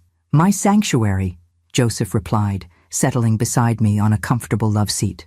After days of meetings and decisions affecting hundreds of employees and thousands of guests, this garden reminds me of a different kind of responsibility, the consistent care needed to help living things thrive. The philosophy resonated deeply, his recognition that creation and maintenance were equally important, that stewardship required both vision and consistent attention. It aligned with values I'd held throughout my own life, though I'd rarely heard them articulated so clearly by others. As the evening air cooled, Joseph placed a light blanket around my shoulders with thoughtful consideration. The gesture, simple yet attentive, exemplified what I was coming to appreciate most about him: the way he anticipated needs without making assumptions, offered care without creating dependency. "Abigail," he said after a moment, his voice carrying a new note of seriousness, "these past weeks, since our unusual introduction, have been unexpected in the best possible way. I find myself thinking about you throughout my days, looking forward to our conversations, appreciating your perspective on matters both significant and trivial." My heart quickened at his directness, though I remained silent, sensing he had more to say. "At our age," he continued with a small smile, "we've both experienced enough to recognize when something genuine appears. I don't want to rush what's developing between us, but I also don't want to be unnecessarily cautious simply because our connection formed quickly." "I feel the same way," I admitted, the words coming more easily than I might have expected. There's a clarity to our interaction that's refreshing after years of careful independence. Joseph's hand found mine, his touch warm and steady. I'd like us to be exclusive, to focus on exploring this connection without the complications of other relationships. The formal request, so different from the ambiguous seeing where things go approach that characterized modern dating, made me smile. Are you asking me to go steady, Joseph Walker? His laugh was warm and genuine. I suppose I am, though that terminology dates us rather precisely, doesn't it? Yes, Abigail Cooper. I am indeed asking if you'll be my exclusive romantic interest. I would like that very much, I replied, squeezing his hand gently. Though I should warn you, I haven't been anyone's exclusive romantic interest in a very long time. I may be rusty at the role. We can be rusty together, he offered, his eyes crinkling with humor and something warmer, making up our own rules as we go. The conversation shifted to lighter topics as the evening continued, but a new awareness hummed between us, the recognition of intentional commitment, of choosing each other's company above other possibilities. For someone who had maintained careful emotional independence for 15 years, the decision felt simultaneously momentous and entirely natural. When Joseph drove me home later that evening, the goodbye at my door carried a different weight than previous partings. His kiss, when it came, was neither tentative nor presumptuous, a perfect balance of respect and genuine desire that left me momentarily breathless. "Good night, Abigail," he said softly, his hand lingering on mine. "Thank you for a wonderful evening." "Thank you for dinner," I replied, "and for everything else." He understood my meaning without elaboration, gratitude not just for the meal or the pleasant hours, but for the intentional care, the straightforward communication, the absence of games or manipulation that had characterized so many interactions in my post-divorce dating experiences. Inside, I moved through my nighttime routine with a sense of quiet wonder at how thoroughly my life had transformed in the span of a month. From comfortable predictability to unexpected connection, from maternal concern to romantic possibility, from a life defined primarily by what had ended to one suddenly rich with new beginnings. As I drifted toward sleep, I found myself contemplating the strange sequence of events that had led to this moment. How Madison's jewelry store meltdown had inadvertently opened the door to something genuine and meaningful with Joseph. How sometimes the most disruptive moments could lead to the most beautiful outcomes. Life's greatest gifts, it seemed, often arrived in the most unexpected packages. 3 months passed with a rhythm both novel and comfortable. Joseph and I established patterns that wove our separate lives into an increasingly connected tapestry.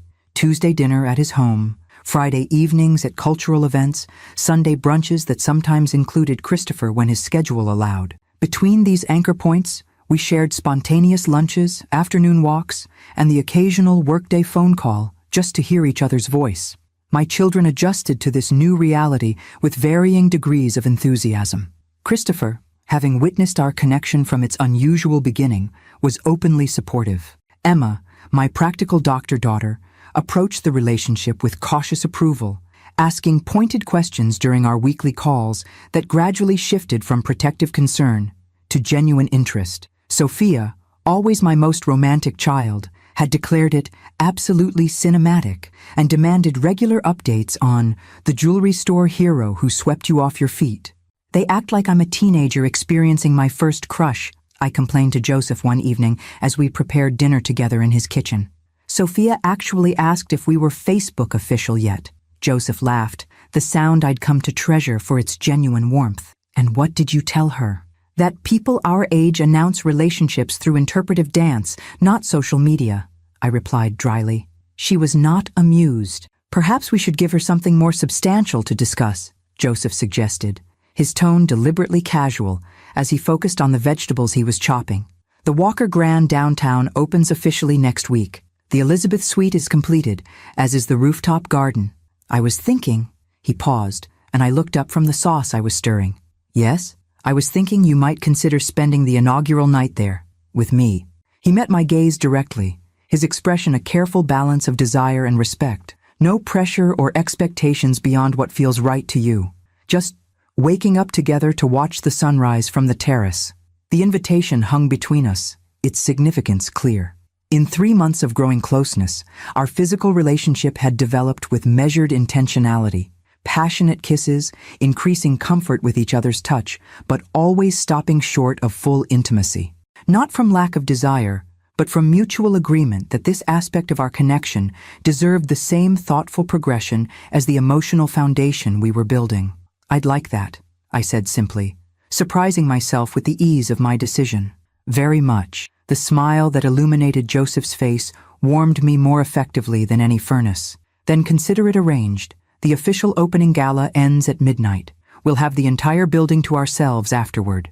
"Very convenient owning the hotel," I observed with a smile. "No awkward check-in process. One of the unexpected perks," he agreed, moving to wrap his arms around me from behind as I continued stirring the sauce. "Along with excellent room service. The comfortable intimacy of the moment, his chin resting lightly on my shoulder, my body leaning naturally into his, reinforced the rightness of my decision. At 65, I had long ago abandoned the arbitrary timelines and expectations that governed younger relationships.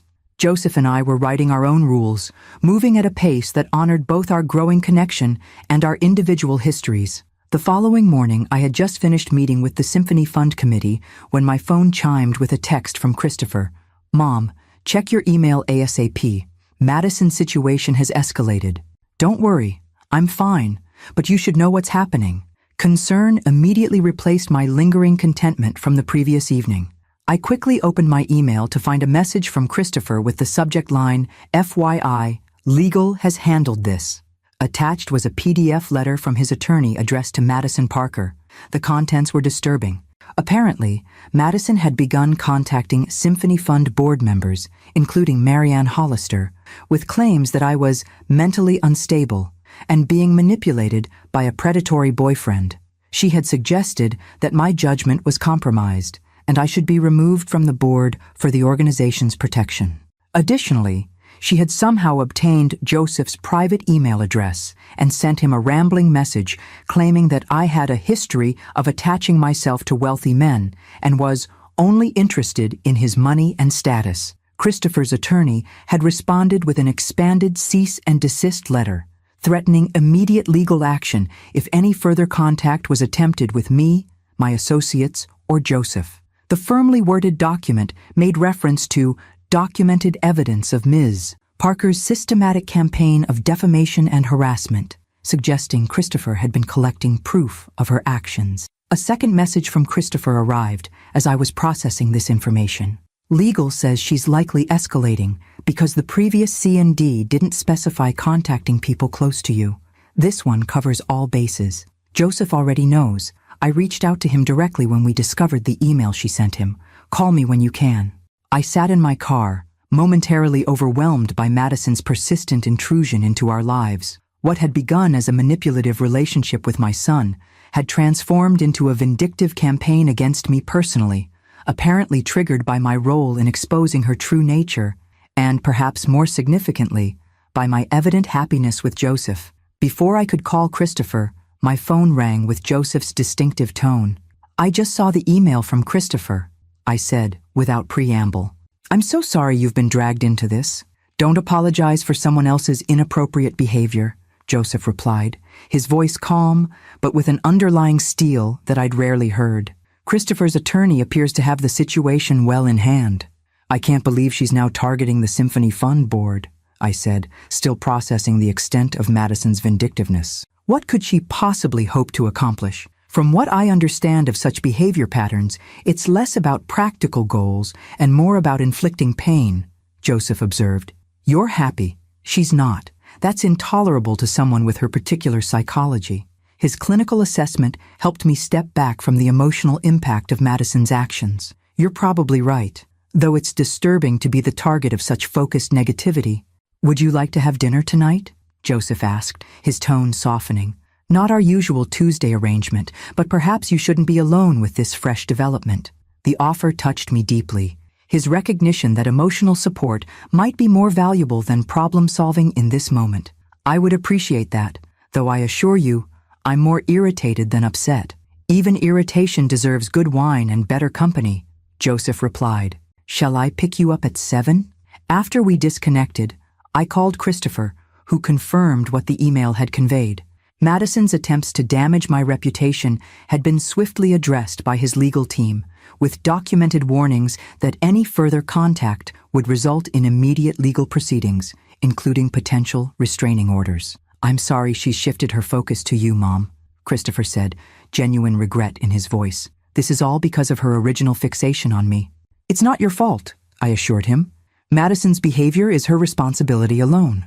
After a moment's hesitation, I added, "Though I admit I'm curious how she obtained Joseph's private email address. That's not exactly public information." Christopher's sigh carried clearly through the phone. "That's actually concerning the legal team as well. It suggests either sophisticated research skills or the involvement of someone with access to non-public information." The implication was troubling, that Madison's resources might extend beyond what we'd initially assumed. "Do you think she could be dangerous? Beyond these harassment tactics?" "The lawyer doesn't think so," Christopher replied, though with less certainty than I might have hoped. "Her type typically avoids direct confrontation or anything that could have criminal consequences. They prefer psychological warfare, making accusations, spreading rumors, attempting to damage relationships and reputations. Still," I said thoughtfully, "perhaps extra caution is warranted until we're certain this latest cease and desist has the intended effect." "Agreed. Just be aware of your surroundings for the next few weeks, and let me know immediately if you receive any direct contact from her." After our call ended, I found myself sitting in my car, contemplating the strange trajectory that had brought us to this point. What had begun as Madison's calculated pursuit of Christopher's trust fund had somehow morphed into a vindictive campaign against me personally. The intensity of her focus was disturbing, though I took some comfort in Christopher's assessment that her type typically avoided direct confrontation. That evening, Joseph arrived at my home precisely at 7, a bottle of excellent wine in hand and concern evident in his expression despite his warm smile. "How are you really?" he asked once we were settled in my living room, glasses of Cabernet on the coffee table between us. "Honestly? More angry than frightened," I admitted. The idea that she would approach my colleagues with fabricated concerns about my mental stability is deeply offensive. Joseph nodded. Understandably so. Though from what Christopher shared, the Symphony Fund board members who received her messages were more concerned about her stability than yours. This made me smile despite my lingering irritation. Marianne did call to make sure I was aware of the situation. She described Madison's message as concerning in its intensity and assured me that no one took the accusation seriously. "A testament to your reputation and standing in the community," Joseph observed. "Madison fundamentally misunderstood the strength of your relationships if she thought anonymous accusations would undermine decades of demonstrated character." His perception helped shift my perspective from personal affront to recognition of the ineffectiveness of Madison's tactics. My standing with the Symphony Fund and other community organizations was built on years of reliable service and genuine connection. A desperate attempt to undermine that foundation was unlikely to succeed. "What about her message to you?" I asked, still troubled by this direct attempt to damage our relationship. "Christopher mentioned she sent something to your private email." Joseph's expression hardened momentarily before settling back into its usual composed warmth. "A rather transparent attempt to create doubt about your intentions, suggesting you have a pattern of targeting wealthy men and that I'm merely the latest victim of your supposed gold-digging tendencies." Despite the seriousness of the situation, I couldn't help a small laugh at the absurdity. Yes, my decades of volunteer work and modest lifestyle clearly indicate a master plan to trap unsuspecting millionaires. "Precisely why it was so ineffective," Joseph replied with a smile. "Anyone who knows you, or has spent more than 20 minutes in your company, would recognize the accusation as completely inconsistent with your character." As we transitioned to preparing dinner together, a simple pasta dish assembled from ingredients in my refrigerator, I felt the tension Madison's actions had created gradually dissipating. Joseph's steady presence and uncomplicated support provided exactly the balance I needed, taking the situation seriously without allowing it to overshadow everything else. The irony, I observed as we sat down to eat, is that Madison's attempts to damage our relationship have actually highlighted its strength. 3 months ago, this kind of external stress might have created uncertainty or distance between us. "And now?" Joseph asked, his expression warm with interest. "Now it feels like something we're navigating together," I replied simply. A shared challenge rather than an individual burden. Joseph reached across the table to take my hand, his touch conveying understanding beyond words. That's the definition of partnership, isn't it? Not the absence of difficulties, but the commitment to face them as a united front.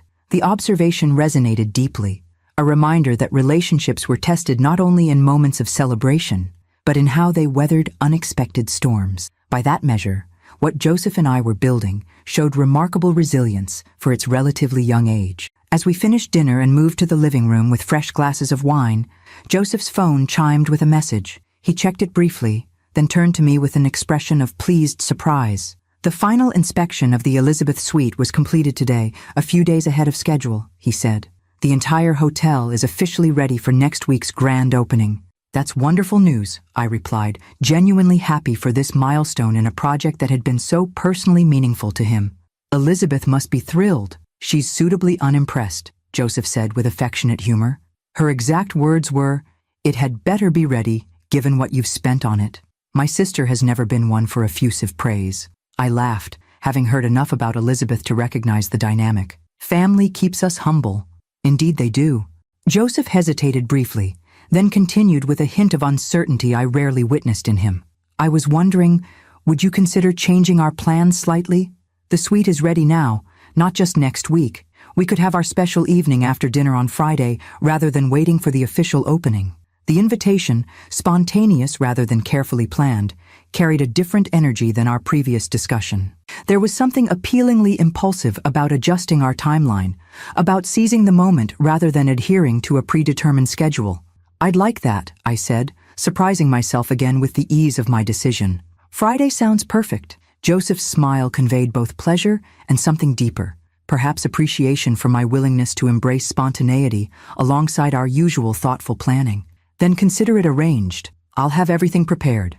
As the evening continued with comfortable conversation and eventually a lingering goodnight kiss at my door, I found myself contemplating the unexpected journey of the past 3 months. From a chance encounter in a jewelry store to a relationship that had quickly become central to my daily life. From Madison's manipulative presence to the stronger connection that had emerged partly in response to her machinations. Life's strangest detours, it seemed, sometimes led to the most meaningful destinations. Friday evening arrived with the particular glow that sometimes accompanies significant transitions, a quality of light that seems to acknowledge the threshold being crossed. I packed an overnight bag with deliberate care, selecting items that balanced practicality with the specialness of the occasion.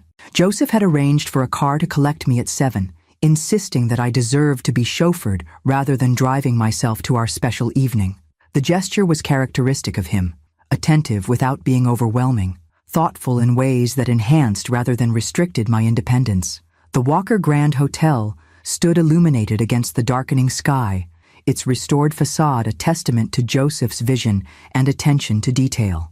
Though the official opening remained a week away, soft lighting revealed the building's architectural features, showcasing the careful balance of historical preservation and modern functionality that defined the project. Instead of the temporary entrance I'd used during our tour, the driver pulled up to the main doors, which opened to reveal Joseph waiting in the otherwise empty lobby. He wore a charcoal suit that complemented his silver hair, casual elegance rather than formal stiffness. "Welcome to a very private preview," he greeted me, taking my overnight bag with one hand while offering the other to help me from the car. Currently, the hotel's only guests are its owner and his very special companion. The lobby was even more impressive than during my tour, now fully furnished with period-appropriate pieces that complemented the restored Art Deco details. Fresh flowers occupied strategic locations, their subtle fragrance enhancing the atmosphere without overwhelming it. "This is extraordinary," I said, genuinely awed by the transformation. Seeing it complete after witnessing the restoration in progress makes it even more impressive.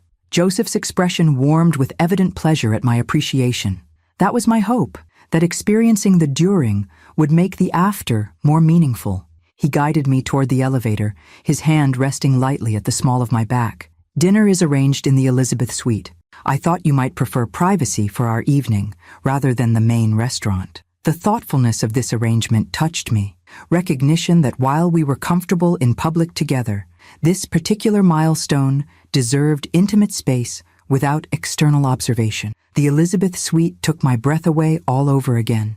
Now fully furnished and styled, the two-story space balanced luxury with genuine comfort. The sitting area featured soft lighting from vintage-inspired fixtures, while the dining table near the windows was set for an intimate dinner for two, complete with candles and fresh flowers. Most striking, however, was the terrace beyond the floor-to-ceiling windows. Joseph had transformed it into a private garden oasis, potted plants creating natural boundaries, string lights casting a gentle glow, and a small fire feature providing both warmth and ambient light in the evening air.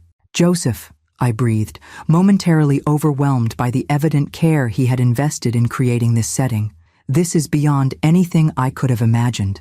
"I wanted our first evening here to be special," he said simply. "A proper beginning for this new chapter." As we moved to the terrace for pre-dinner champagne, the city stretched before us, lights twinkling as dusk deepened into evening, the distant hum of traffic creating a gentle background rhythm. Despite being in the heart of downtown, the space felt like our own private world, elevated above the bustle below. "A toast," Joseph suggested, raising his glass, "to unexpected beginnings and second chances.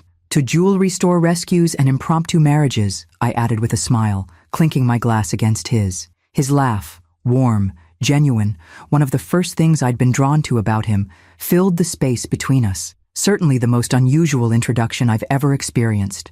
"I've been meaning to ask," I said, curiosity finally overcoming propriety. "What made you intervene that day? You could have simply alerted security or the store management." Joseph considered the question thoughtfully. "Instinct, primarily. Seeing Madison's aggression toward you triggered something protective I didn't entirely understand in the moment." He paused, his expression softening. "Though I admit, I'd noticed you earlier, browsing near the vintage section.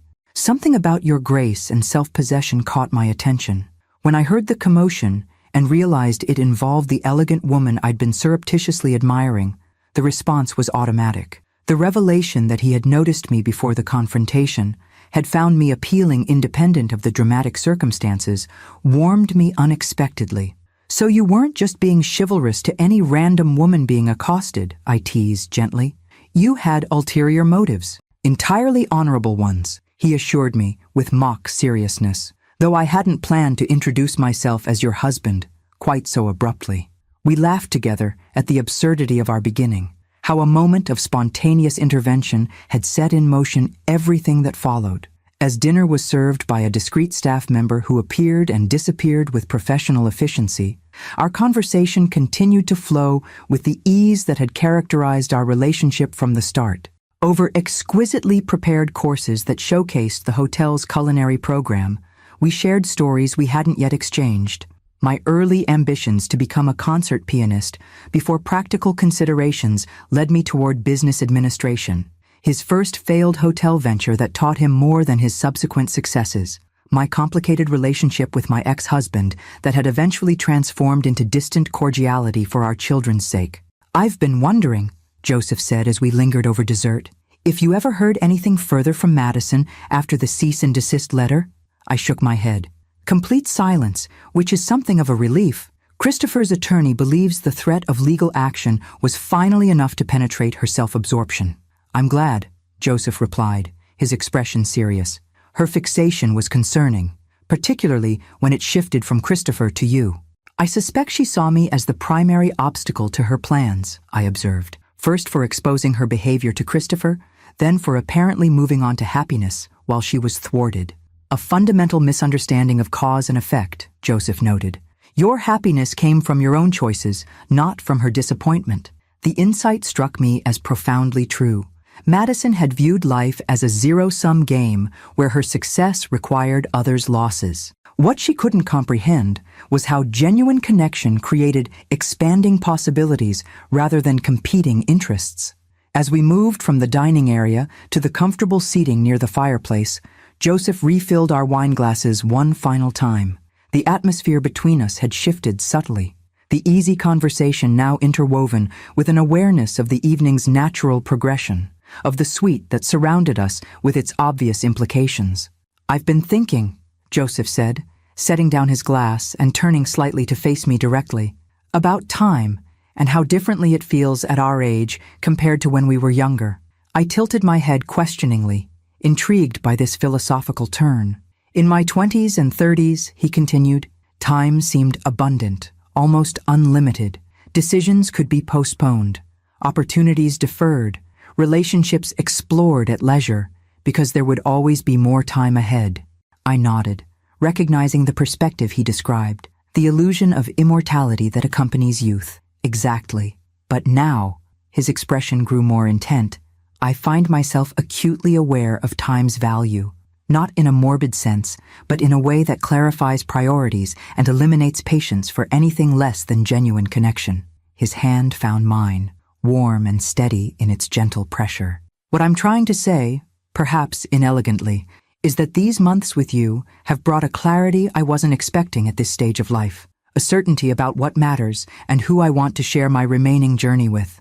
My heart quickened as I recognized the direction of his words. Joseph, I'm not proposing marriage, he clarified with a small smile. At least, not tonight. That feels like a conversation for another moment, after more time together. But I am proposing intention, a deliberate decision to build a future together, whatever shape that might take. The distinction touched me deeply. His recognition that commitment could exist without immediately defaulting to traditional structures, that at our age and stage, we could define our relationship on our own terms. I would like that very much, I replied, my voice steadier than the emotion rising within me might have suggested. Building a future together, deliberately and intentionally. Something shifted in Joseph's expression, relief, joy, and a deepening tenderness that made him appear somehow younger and more vulnerable than his usual composed self. I love you, Abigail, he said simply. I didn't expect to feel this way again at 68, but here we are. The words, direct, unembellished, genuine, unlocked something I had been holding carefully controlled within myself. I love you too, I replied, the declaration feeling both momentous and entirely natural, more than I thought possible at this stage of life. When he drew me closer, his kiss carried a new quality, not just affection or desire, but a promise of continuity, of chosen connection, extending into whatever future we might create together. Later, as we stood on the terrace watching the city lights shimmer below us, Joseph's arms encircled me from behind, his chin resting lightly on my shoulder, in a posture that had become comfortingly familiar over recent months. What are you thinking? He asked, softly. About unexpected trajectories, I replied honestly. 3 months ago, I was a 65-year-old widow with a predictable routine and limited expectations for my personal future. Then Madison created a scene in a jewelry store. You intervened with that outrageous husband claim, and somehow we ended up here, he completed, tightening his embrace slightly. 2 people who might never have met otherwise, finding exactly what we didn't know we were looking for. The observation captured perfectly what I'd been struggling to articulate, the beautiful improbability of our connection, formed through circumstances neither of us could have anticipated or planned. Life's strangest detours sometimes lead to the most meaningful destinations, I murmured, voicing the thought that had been recurring throughout our evening. Joseph turned me gently in his arms, his expression carrying a depth of emotion that needed no verbal elaboration. In that case, he said softly, I'm profoundly grateful for unexpected detours. As we moved inside, closing the terrace doors against the cooling night air, I found myself filled with a quiet certainty that had been absent from my life for many years. Not the youthful confidence that assumes permanence and perfect outcomes, but the mature recognition that genuine connection, however it arrives, deserves to be honored, nurtured, and celebrated. The future would bring its inevitable challenges. Madison might reappear with new schemes, though her power to disrupt had diminished with each unsuccessful attempt. Christopher would continue his journey toward greater independence and responsibility. Emma and Sophia would adjust to their mother, having a significant relationship beyond their family circle. Joseph and I would navigate the practical questions of how to blend our separate lives into a shared future. But tonight, in this beautiful space that represented Joseph's vision and care, those considerations belonged to tomorrow. Tonight was for recognizing the extraordinary gift we had stumbled upon through the strangest of circumstances, a second chance at partnership, at joy, at the particular intimacy that comes from being truly seen and valued by another person. As Joseph led me toward the bedroom, with its sweeping views of the city now transformed into a tapestry of lights against darkness, I reflected on how thoroughly my expectations for this chapter of life had been upended. The comfortable predictability I had accepted as my portion had given way to something far richer, a relationship that honored my past while opening doors to an unanticipated future. Second chances, Joseph had called it in his toast. But it felt like more than that. Not merely another opportunity at something familiar, but the discovery of possibilities I hadn't known to look for. A first chance at something entirely new, arrived at through the accumulated wisdom and self-knowledge that only decades of living could provide. Whatever label might apply, one thing was certain. Madison's jewelry store meltdown had inadvertently delivered the most unexpected and precious gift, a beginning disguised as an ending, a future unfolding from what had seemed a closed chapter. Sometimes, it seemed, life's most beautiful offerings arrived in the most improbable packages.